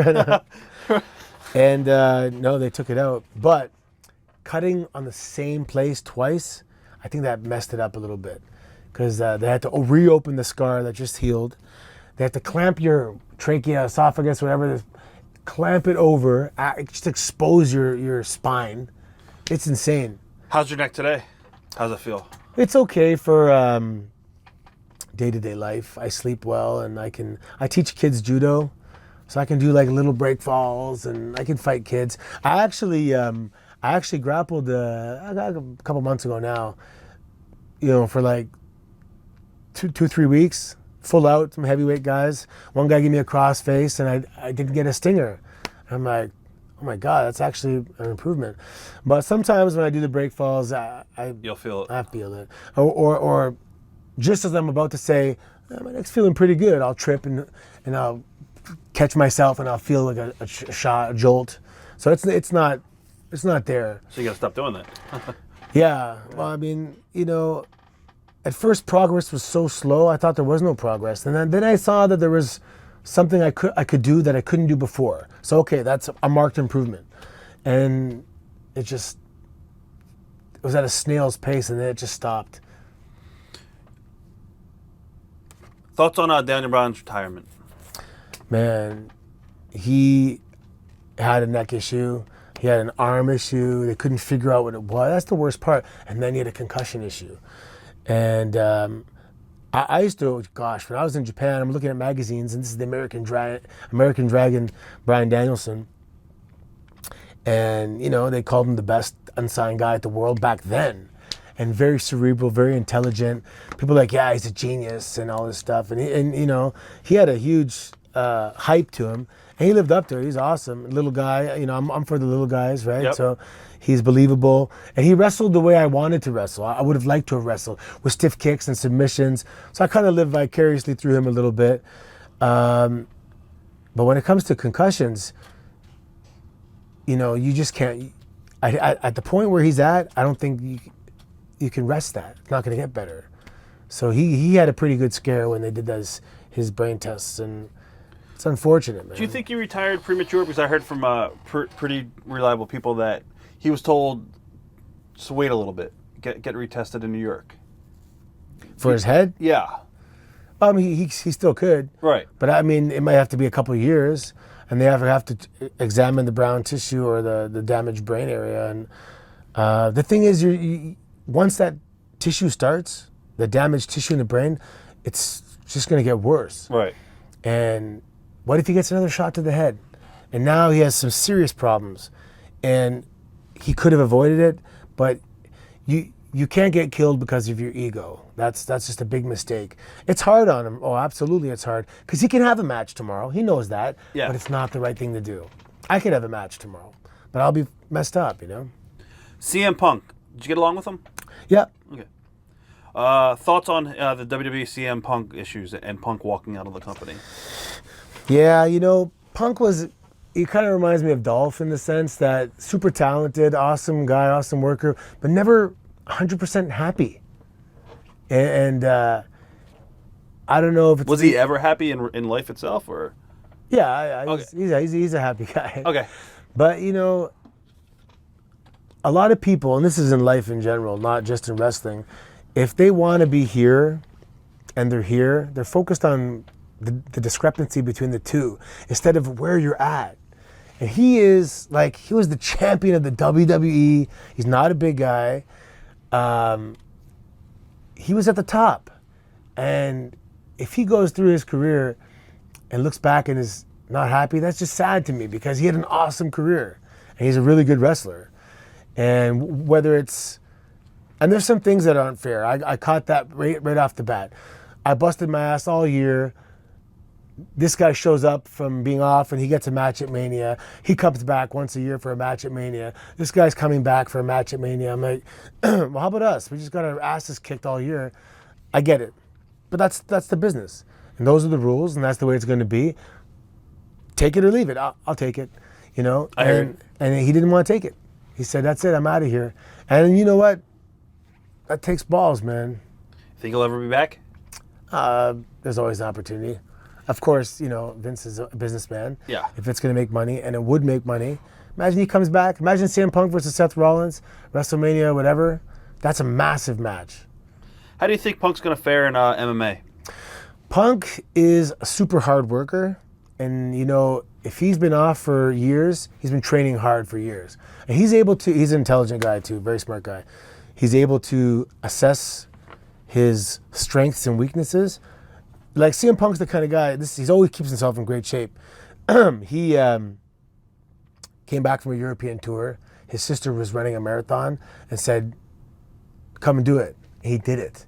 He ran a marathon without training for a marathon. So he's mentally tough, obviously. I hope he's been fighting a lot because you got to time those punches. I know he did martial arts as a kid. Hopefully he's been working on his striking a lot. You know, he's been working on his jiu-jitsu, and he's been working with some pretty damn good guys. He can do well. I hope it's because he has some injuries too, right? Yeah. His back and his stuff like that. So I'm actually really looking forward to the fight. I want to see him do well. I want to see him knock the shit out of somebody, because then guess what? Pro wrestlers are strong. Exactly. Well, tomorrow we're on the eve right now of UFC 200. Tomorrow's Brock versus Mark Hunt. What are your feelings on that match? Man, this is the Brock that we want to see, man. This is Brock at full steam, you know. And we saw in the beginning Brock destroyed people. Yeah. Then Brock lost a couple of matches, but Brock was sick.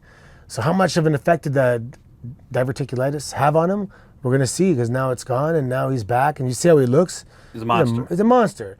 And Brock's another guy. When it comes to physical ability, I think Randy Orton told me he saw him do like 30-something pull-ups at 300 pounds. So, okay, I couldn't do that at 180 pounds. So this guy is not only, like, pound for pound, he's stronger than you, and he's 300 pounds. He's a monster of a man, a super athlete, but I hope he's been working on his striking too. Everyone saw that he went like that for a second, and hopefully that doesn't happen. Brock punches you in the face, you're fucked up. It's a super strong, and he's also the kind of guy, he's had coaches his whole life. Right. He's gone through the systems where he can analyze. I'm sure he watched the tape, and if he said, "Shit, look what I did there," you know he fixed it. And you know he's been training night and day, kickboxing, boxing, and it's not going to happen again. Do you think it's smart for the company to advertise him for SummerSlam this far out, not knowing what's going to happen tomorrow night? Like if he loses tomorrow? No, who cares? Yeah, it's wrestling's work anyway. Yeah, you know, Kozlov wanted to do an MMA fight too. And he's like, and if I lose, I'm pro wrestler anyway. And as long as it's not like, God, I didn't want to say it, but as long as it's not a right quick duck one, turn around, leapfrog, punch in the face, yeah, that kind of thing. If it goes the distance or if he gets dropped, whatever, but has an impressive performance, and I think he'll take down Mark Hunt at will, just don't get caught on the way in, right? Oh man, it's going to be exciting. It's a perfect story. Striker versus grappler. How was Brock in the locker room? Did he socialize with the boys, or was he into his own world? I think Brock has a boss, so he does his own thing. Okay. I'm cool with Brock. I love Brock. I'm a fan of Brock. Right. And you know, he knows I grappled and did some wrestling and judo, and so we talk shop when it comes to amateur wrestling. You know, are there any young kids coming up in Minnesota, or who's looking good for the NCAAs? We talk wrestling. How did you get tapped into Star and Jingle All the Way too, and memories of making the film? Yeah, so I guess, you know, I always pitched doing movies. I always wanted to do, because I consider myself an actor more so than other guys. I pitched a thing where I wanted to appear in every movie as a cameo. Like I'd be the waiter, or I'd be the guy, the bus driver, or whatever it was. And I pitched another movie. It was the prequel. If you listen to Jericho's podcast, that was basically the premise for the movie I wanted to do as the prequel. It's a prequel to the moment I debuted. And it's all the comedy story leading up to that moment. When I read for Scooby-Doo, the cartoon we did, I was down there at WWE Studios. I was in front of a lot of people that are, you know, decision makers. Right. And I only had 2 lines in that movie, but we had to do a lot of extra stuff. And I was earning a job. And even Miz called me out. He's like, someone's trying to get a job. And I was doing different accents. I was doing animal sounds. I was doing everything. I'd love to do, actually, I'm going to, when I get back, follow up with that. Do voices for cartoons, for movies or whatever. I love doing voiceovers. It's so fun. And I guess I impressed them enough. And that Michael Luizzi kept me in mind. And when the opportunity came, they called me. Yeah, it was obviously different because I wasn't being Santino for the first time. Right. And day one was pretty. Later, the cable guy. I was going to ask you about him. Awesome. I mean, he calmed me down. On day one, I had like one line, and it was like, I'm like, oh, that was so lame. But then day 2 and 3, just shooting the shit, Natural. you know, backstage, everybody, it came out of me. And by the end, they were like, I do a scene, they're like, oh, great, you know, so they were happy. How different is that acting in a film from what you would do on Raw and SmackDown? Acting in a film is like a walk in the park compared to what we do. Sometimes you're given a piece of paper. Here, you're on in an hour and a half. Like, what? And it's live, right? This is 38 takes. You got the script months in advance, and you get notes printed out for you. Right. You know, all I had to do was shower, come downstairs, there's a driver waiting for me, take me to my trailer where the clothes are laid out for that particular scene. I had a great experience, man. The movie was awesome, and I'm like, I need to get myself more of these gigs. Memories of the Santino Christmas party on SmackDown. Oh, the recent one? Yeah. Yeah, that was fun. It wasn't anything super special. Were you surprised? Go ahead.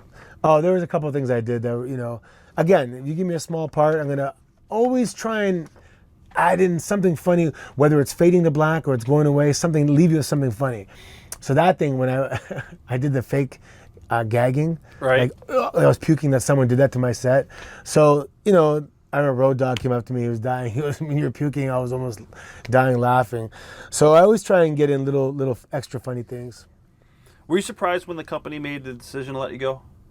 Yeah, I actually thought they were calling me to tell me I'm going back on the road, because I was always kind of not told. There was a little seed planted a long time ago that I would be the GM for SmackDown once they split. So I'm watching the storylines. Okay, it looks like they're going to split. Great. And I'm thinking they probably don't want to call me back, and they're waiting for that moment to you know, reveal the new GM. And I was going to Florida with my wife for a little weekend getaway, and I saw missed calls from the office. I go, shit, it's going to screw up my weekend. And it didn't screw up my weekend, that's for sure. Who called you? Was it Carano? Carano, yeah. Okay. And they were, you know, I could tell it was hard for them to do it. Carano's my boy, you know.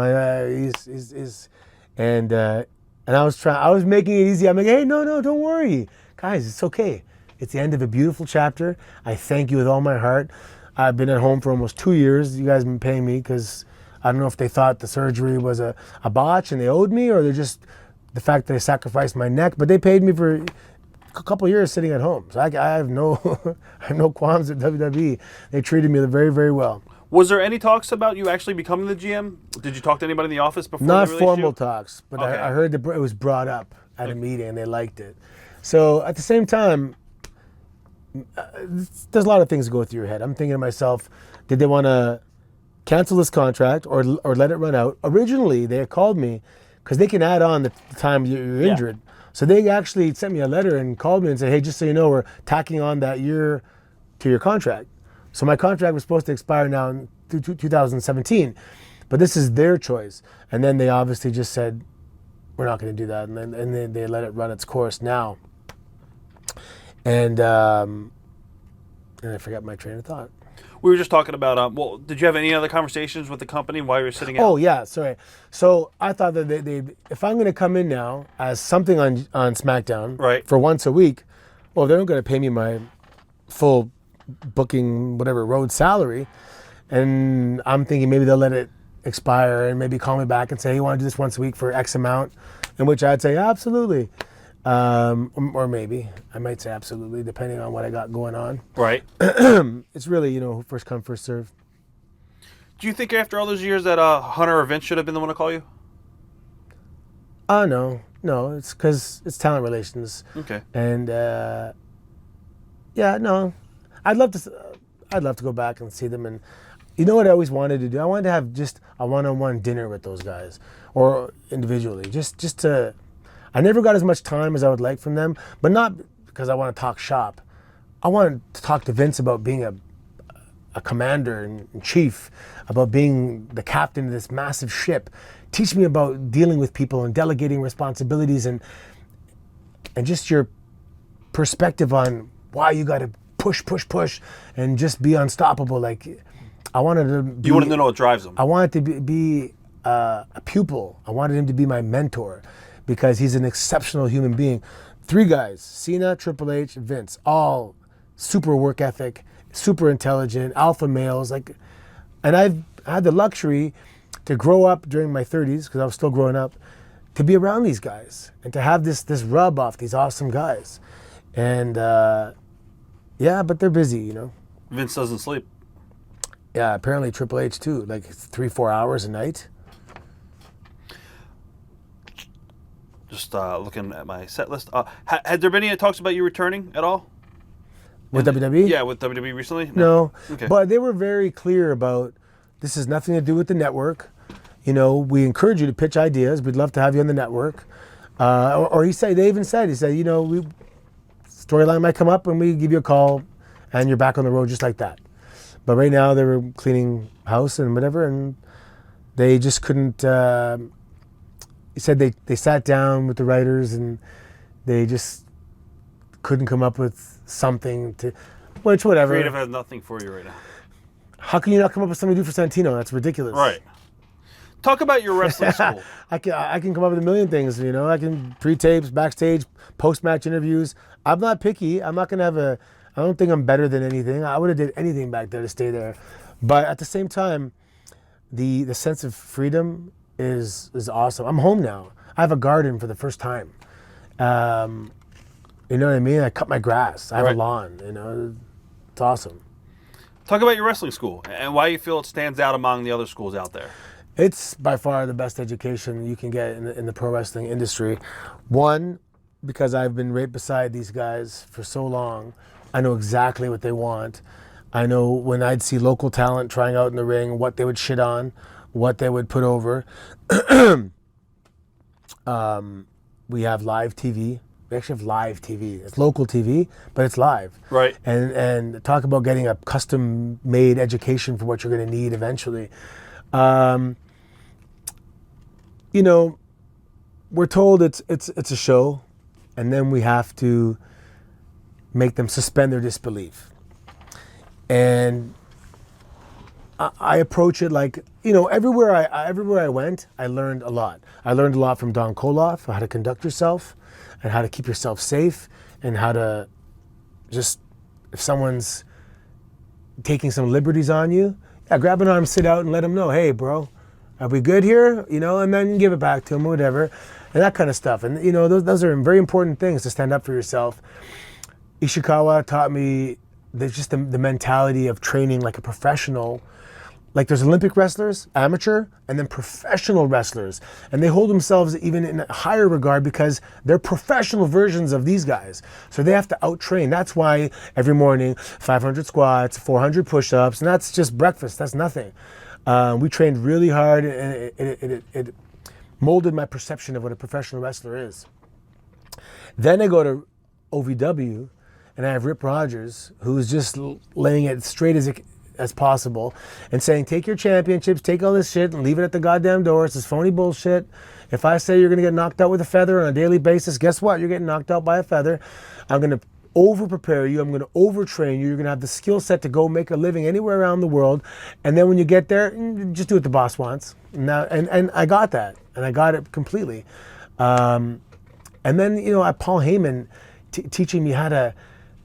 teaching all of us how to go out there and build the hype from the grassroots level and give out we made flyers for ourselves. They're the Russian Shoot Fighting Academy. And we would black and white and we, you know, tap, snap, or knock out, whatever it was. And we would put it up all over town trying to build up this hype. And it was tangible and it was real. And we built this, OVW was like serious. There was no, we were turning people away. Yeah, they did really good business. At that little arena right there. And I learned from that. And then Al Snow, who is like a black belt in jiu-jitsu, who has been in Japan, he knew the comedy stuff, he wrestled for WWE, he was really able to help, you know, polish me, those final little things. And I hear myself, and I told him too, I saw him at Mania, I hear myself saying things that he said, and things like, you know, people have to say shine, heat, heat spot, all that stuff. And a shine is the old timers will be like, shine. A shine is when the good guy is showing that on a level playing field he can win. He's a better wrestler. And that's your shine. But now they do it with an international spot. Tackle, drop down, leapfrog, hip toss.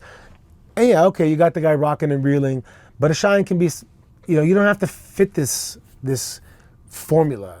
There's so much formula.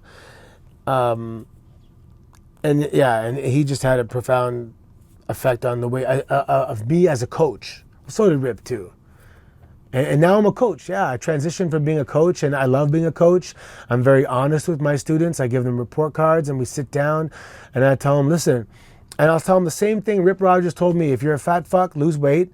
If you're a skinny, scrawny kid, lift weights, eat clean. Don't blame anybody. The business owes you nothing. It's a privilege to be here. Outwork everybody in the room, and you got to be that guy. And if you're not, don't cry to me. And if you want to be, if you're here because you love wrestling and you want to join the pro wrestling club that takes place on Tuesdays, Thursdays, and Saturdays as a hobby, that's 100% fine. You're allowed to do that. Right. But if you look me in the eye and you say, I want to do this for a living and I want to make it to the highest level possible. Okay, now we have a verbal agreement and a verbal contract, and I'm going to push you like a professional athlete.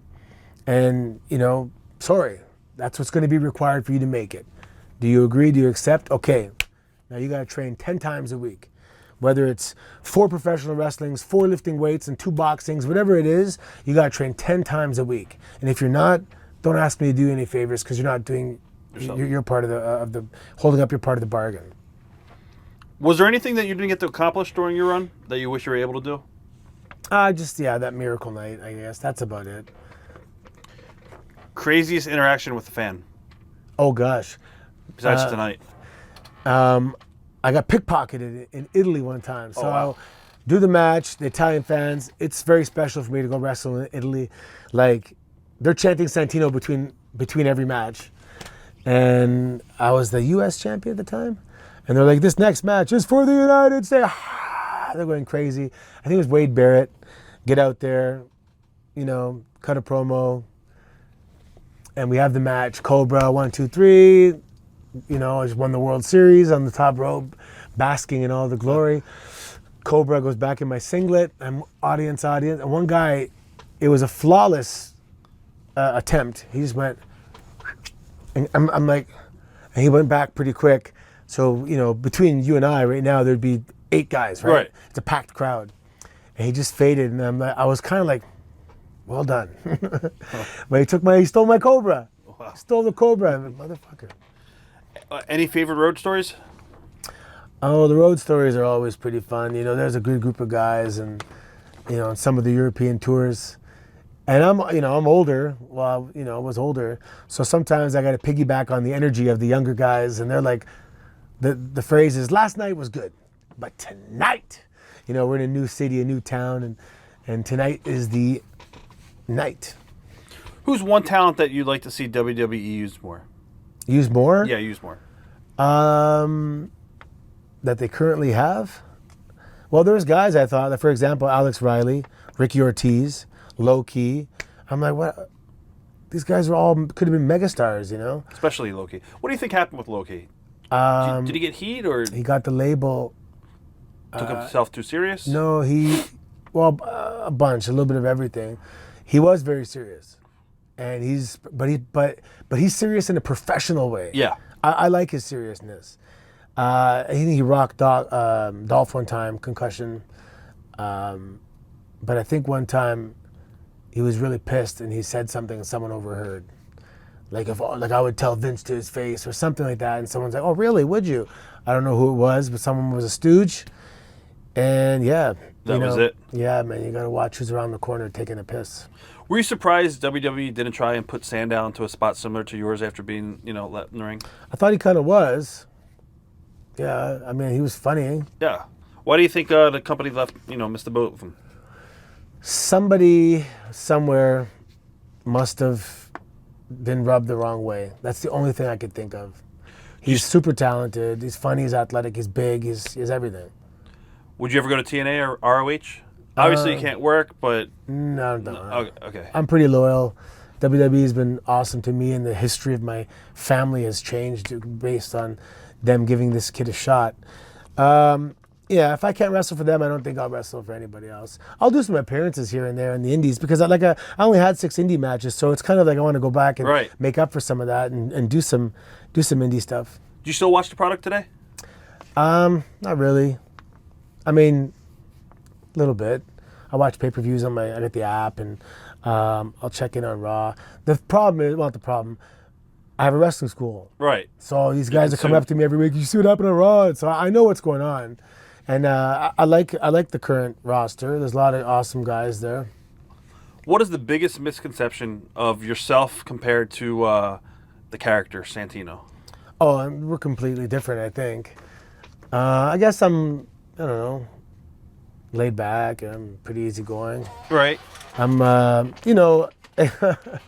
backstage I'm pretty loved, I'm not going to lie. It's because I love everybody else, and I'm happy to see everybody, and I talk from, the lighting guys, the sound guys, and we shoot the shit, and we ask them about their kids, and I ask people questions about themselves a lot, and people are like, hey, how's your daughter doing? And they're like, oh man, you remembered that? And you know who I got that from? Rey Mysterio. Rey Mysterio was loved backstage by everybody because he respected everybody. And I saw that and I go, I want to be loved like that guy. And not that I'm faking it, but I just have a lot of respect for everybody backstage. And I talk with guys that a lot of the wrestlers might not talk to just because they're busy or whatever. But misconceptions? I don't know. I guess, there's little kids, they think I'm weak or something. And I'm like, but I don't, but if you try to counter that, then you look like an idiot. I'm tough for real. Right. Yeah, I'm not tough for real.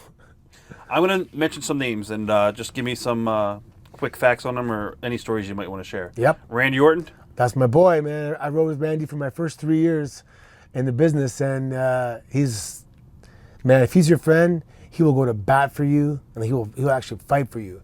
And he's just an awesome guy. But if he hates you, he's gonna fucking make your life hell. Right. No, he's awesome, man. I saw so many transitions, and I saw him become a dad, and I saw him become married, and I saw him clean up, and he had some issues, and and I didn't walk him through it, but I was there when he went through it. So I've seen him become this awesome man from this kind of punk kid, and he's a great man. I want to take a quick bathroom break. I don't know if you need to go or whatever, but is this still recording? I'll say one more thing about Randy. Sure. He didn't even know how good he was. And when I told him one time, I said, bro, you're probably the best wrestler in the fucking world. And he's like, come on, man. I said, I'm not kissing your ass or blowing smoke up your ass.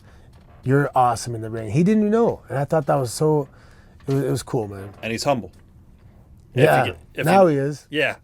Was he out of control back in the day? He was a little, a lot of people say Randy's matured a lot, so. He has matured a lot. Yeah. But he was still awesome, even when he was immature. And he's actually coming back to work with Brock at SummerSlam, so. That's awesome. Yeah. They need him back. He's the man. Ryback? Did you get along with Ryback? Yeah, I was in OVW with Ryback. He's another guy, man. Like, what a work ethic. The guy trains like it's insane. I mean, like hours of cardio, hours of weights. He's like, I guess, a little OCD when it comes to it, but yeah, he's another guy. He did well. And the thing is, if you're not the kid, there's 100 guys. They're gonna choose 7. So you're gonna have 93 pissed off guys. You still gotta be happy. He was a little frustrated there as well. I think he still is, obviously. What do you think the tension is between him and Punk?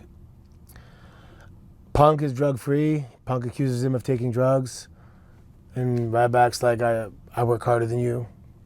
I actually don't know. I think that's where it probably started from. Stephanie, do you have a good relationship with Steph? Oh, well, yeah, if I see Stephanie, we get along, I'll stop and give her a hug. And she's another one, actually, with that group I mentioned earlier.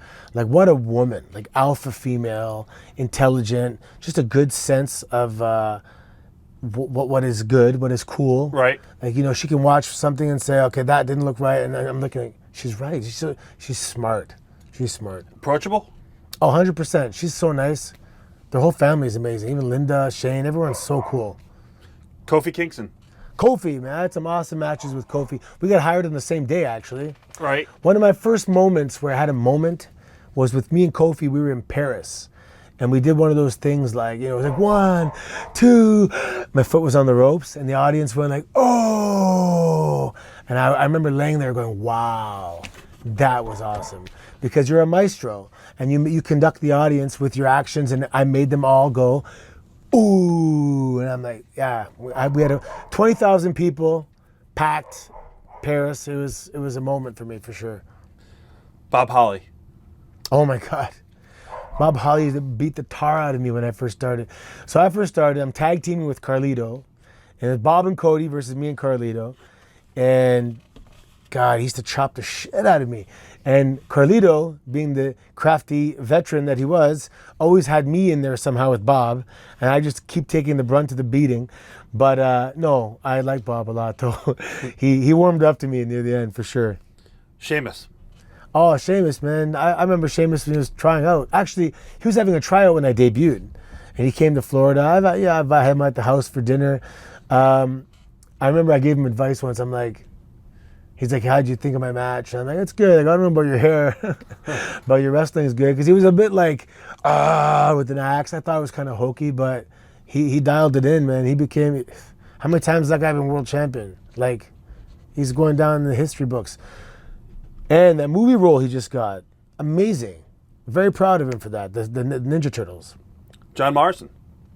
John Morrison, pound for pound, one of the strongest guys like I've ever seen. Like his gymnastic ability and stuff. And he was just cool as cool can be. He didn't give a shit. Like he has a good sense of humor. We got in trouble once. What did we do? What was it called? The Nexus. Right. Oh, God. We decided to roll up some signs and run to the ring and hit people with signs. And they had to sell it. But they were selling rolled up paper. And we got in shit for that. William Regal. Oh, William Regal. I had a lot of matches with William Regal. And I learned a lot early. I was green. When I got called up on the road, people don't know how green I was. I was green, man. And he just taught me a lot. Again, one of those things where it doesn't have to be that formula. Just you do this and then I'll react and do this, and you can tell a story without having to be that formula. Ken Anderson. Oh man, yeah. I actually rode a little bit with Ken too. Me, Randy, and Ken. When I was at OVW, he was there. He was the man. His ring presence is undeniable. Unfortunately, he got labeled as a dangerous worker, and that's a critical thing. I didn't work with him, so I never felt it. I think he's entertaining as hell still, to this day. Mark Henry? I love myself some Mark Henry, man. My dad loves Mark Henry too. Right. If you know about Mark Henry's physical accomplishments, they are actually mind-blowing. He has a 500-pound clean and jerk, 502 or whatever it was, which is alone just insane. Yeah. If you've ever deadlifted 500 pounds, which I have, at a snail's pace, this guy lifted it fast enough to catch it. And then he can dunk a basketball at 400 plus pounds. I saw him one time I was at the gym, and he's doing wide grip pull-ups at 400 pounds, like 7 or 8. He's just one of the strongest men in the world. And then one of the nicest guys you've ever seen. He's like a giant teddy bear. Right. The only problem is he hates if someone comes up to him and goes, hey, what's up, Mark, on his back? He hates that. And it's pretty funny to see him like get mad. Big Show. Big Show, yeah, man. Okay. I watched Big Show before I even started training as a wrestler, like at WCW and stuff like that. So the fact that he's been here this long and he's still, the only problem is when you're that big of a guy, what else how many times can you flip-flop and you have to go away and come back, And he needs extra maintenance because of his size and physique. He's a giant guy. Right. He's a 500-pound guy. So he's a testament, man. He's been there a long time. That guy used to go off the top rope. Usos. Oh, my God. The Uso boys. So when Kozlov and I were a tag team, we wrestled with the Usos a lot on live events. And they are so good that Kozlov was, not the most polished professional wrestler. Right. He's a monster in real life, so that's all he really needed. But the Usos, with their timing and their ring positioning, made both of us look like $1 million. I remember we were driving with Kozlov one time, and we're talking about the Usos, and he's just quiet, goes, "I love the Usos." Cesaro, yeah. Oh, sorry, back to the Usos. When they won the title for the first time, I took them aside, and I'm like, because a lot of people aren't generally so happy for somebody. I said, bro, I'm so happy for you guys that you guys deserve this. It's Uso. It's your time right now. Right. You guys will be a legendary tag team for years to come. And they were like, man, thanks, Us. They're awesome. Cesaro's another guy. He paid his dues. He is super strong, classiest guy. You know, you don't have to worry about him taking your stuff. He's just like a class human being and super strong. future world champion, maybe? Any day. You know, I guess Vince doesn't think he's entertaining, but He's so over. any day. And the thing is, the more you keep him, suppress him, the more popular he's going to get. And he connects with the fans big time. The only problem with that is, with these fans, if he wins the championship, they might turn on him. Right. You never know. Now they got what they wanted next. You know what I mean? That's why I liked being the consummate guy that almost got it. Because once you give it to them, they got it. Jack Swagger? Jack Swagger. I probably wrestled Jack Swagger more than anybody else in my entire career. And we had this one match that we just boiled it down to pure goodness. And we took it around. We called it the match scene around the world, because we took it everywhere. And it was so fun. Miz, man, hardest working guy. He's one of those guys. And I thought of him when I said, he knocks on Vince's door at will. Zero fear. Almost like obliviously, but zero fear and hardworking. And may not be over with the fans, but he's good for the company. He makes tons of appearances. He's really a hardworking guy. You can't take anything away from The Miz, regardless of if you think he's good or not. Tyson Kidd, and Natalya. Man, what a bunch of sweethearts. Like, just good old Canadian folk. Tyson Kidd, you know, look at his size. Not a big guy. I think he was one guy I was bigger than. And I see him wrestle, and I'm like, is this guy really that good? Until the first time I wrestled him, I lock up and I go, oh my God, this guy is that good. Amazing. And just funny, you know, like, he'll speak his mind and he'll call out, when you're a guy like him, like Spanky, London, Tyson Kidd, awesome wrestlers that are being passed over because of their size. Right. They have a chip on their shoulder to sit back and listen to them cut up people backstage. It's pretty funny. What do you have you watched the NXT network at all with the junior tournament coming up? Mm-hmm. Are you familiar with a lot of talent on the indies? Or Oh yeah, some of the guys there, yeah. who are some guys that like I guess you like watching? I heard you mention Ricochet earlier today. Yeah, is Ricochet in it? No, he's not. He's still he just got done with Lucha Underground. Oh yeah, he'll be here soon. February, I heard. Coming WWE? Yeah, February. Oh dude, Yeah. He's gonna take off. Oh man. yeah. He's a total package. He's better than anybody. I mean, whatever. Let's let it happen. Right. I don't want to build it up too much. Tyson Dukes, Canadian kid. He's in there. Prince Devitt. I've been watching him for a long time. The Japanese guy. Kent. No, in the tournament. Nakamura. In the cruiserweight tournament. Oh, okay. No, I'm sorry. My mind's wandering. He's the smaller guy, but he's awesome. Okay. I'm bad with Japanese names. Going back to some names, I got like two left. Nakamura though is awesome too. Nakamura is the man. Memories of working with Hornswoggle and Kali. Yeah, if walking through an airport with those guys is entertaining in itself. Just people looking, but like it's just circus in town. Hornswoggle's, man, the kid from Appleton, Wisconsin, or Oshkosh. He made it, man. He did it. He's been here for a long time. He's somewhat iconic in the last 10 years and so. And he's a good boy. I actually got into a fight because of him. Probably my last fight I ever got into. Physical fist fight? Actual fist fight. Because of Dylan? What happened? I never told anybody this story. We're in a bar in England, and this asshole puts a beer on his head, like, hey, look, here's a table. And he looked like, he's an asshole, Hornswoggle, but he's our asshole. Right. You know? And so Del Rio was in the guy's face, like, whatever. And I said, what happened? And he looked at me and he said, he put his beer on my head. Like, he was so hurt and he was embarrassed. And when I saw it, I'm like,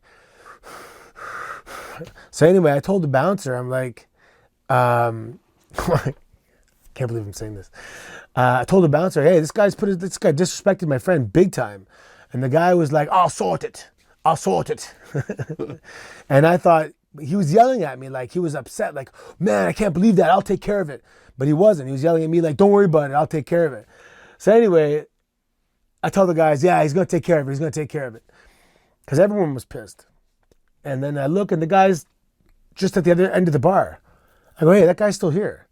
And the guy goes, yeah, I sorted it. I said, no. That guy's to go. And he goes, no, he doesn't. And I had a few beverages. So I'm like, listen, if that guy doesn't go, I'm going to kick that guy's ass. He goes, no, you're not. I said, who's going to stop me? He goes, I am. Damn. He was in my face, so we had to, whatever. He went down. Yeah, it was pretty easy. I threw about a quick 10 punches in his face, and then I realized, what am I doing? I'm in England, oh my God. So then we just kind of took off. And Did you get to the guy at the end of the bar, or is he still there? I don't know what happened to that guy, but the bouncer got it. Neville. Oh man, he's the man that gravity forgot. He is jacked too. Eh? When you see him in real life, you look at this guy and go, this little guy's jacked and super cool dude. Titus O'Neil?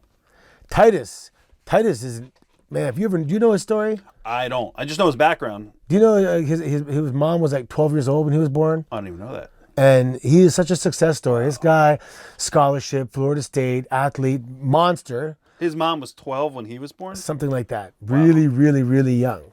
His mom's like not much older than him. Right. I got a tackle from him once. We did a tackle spot.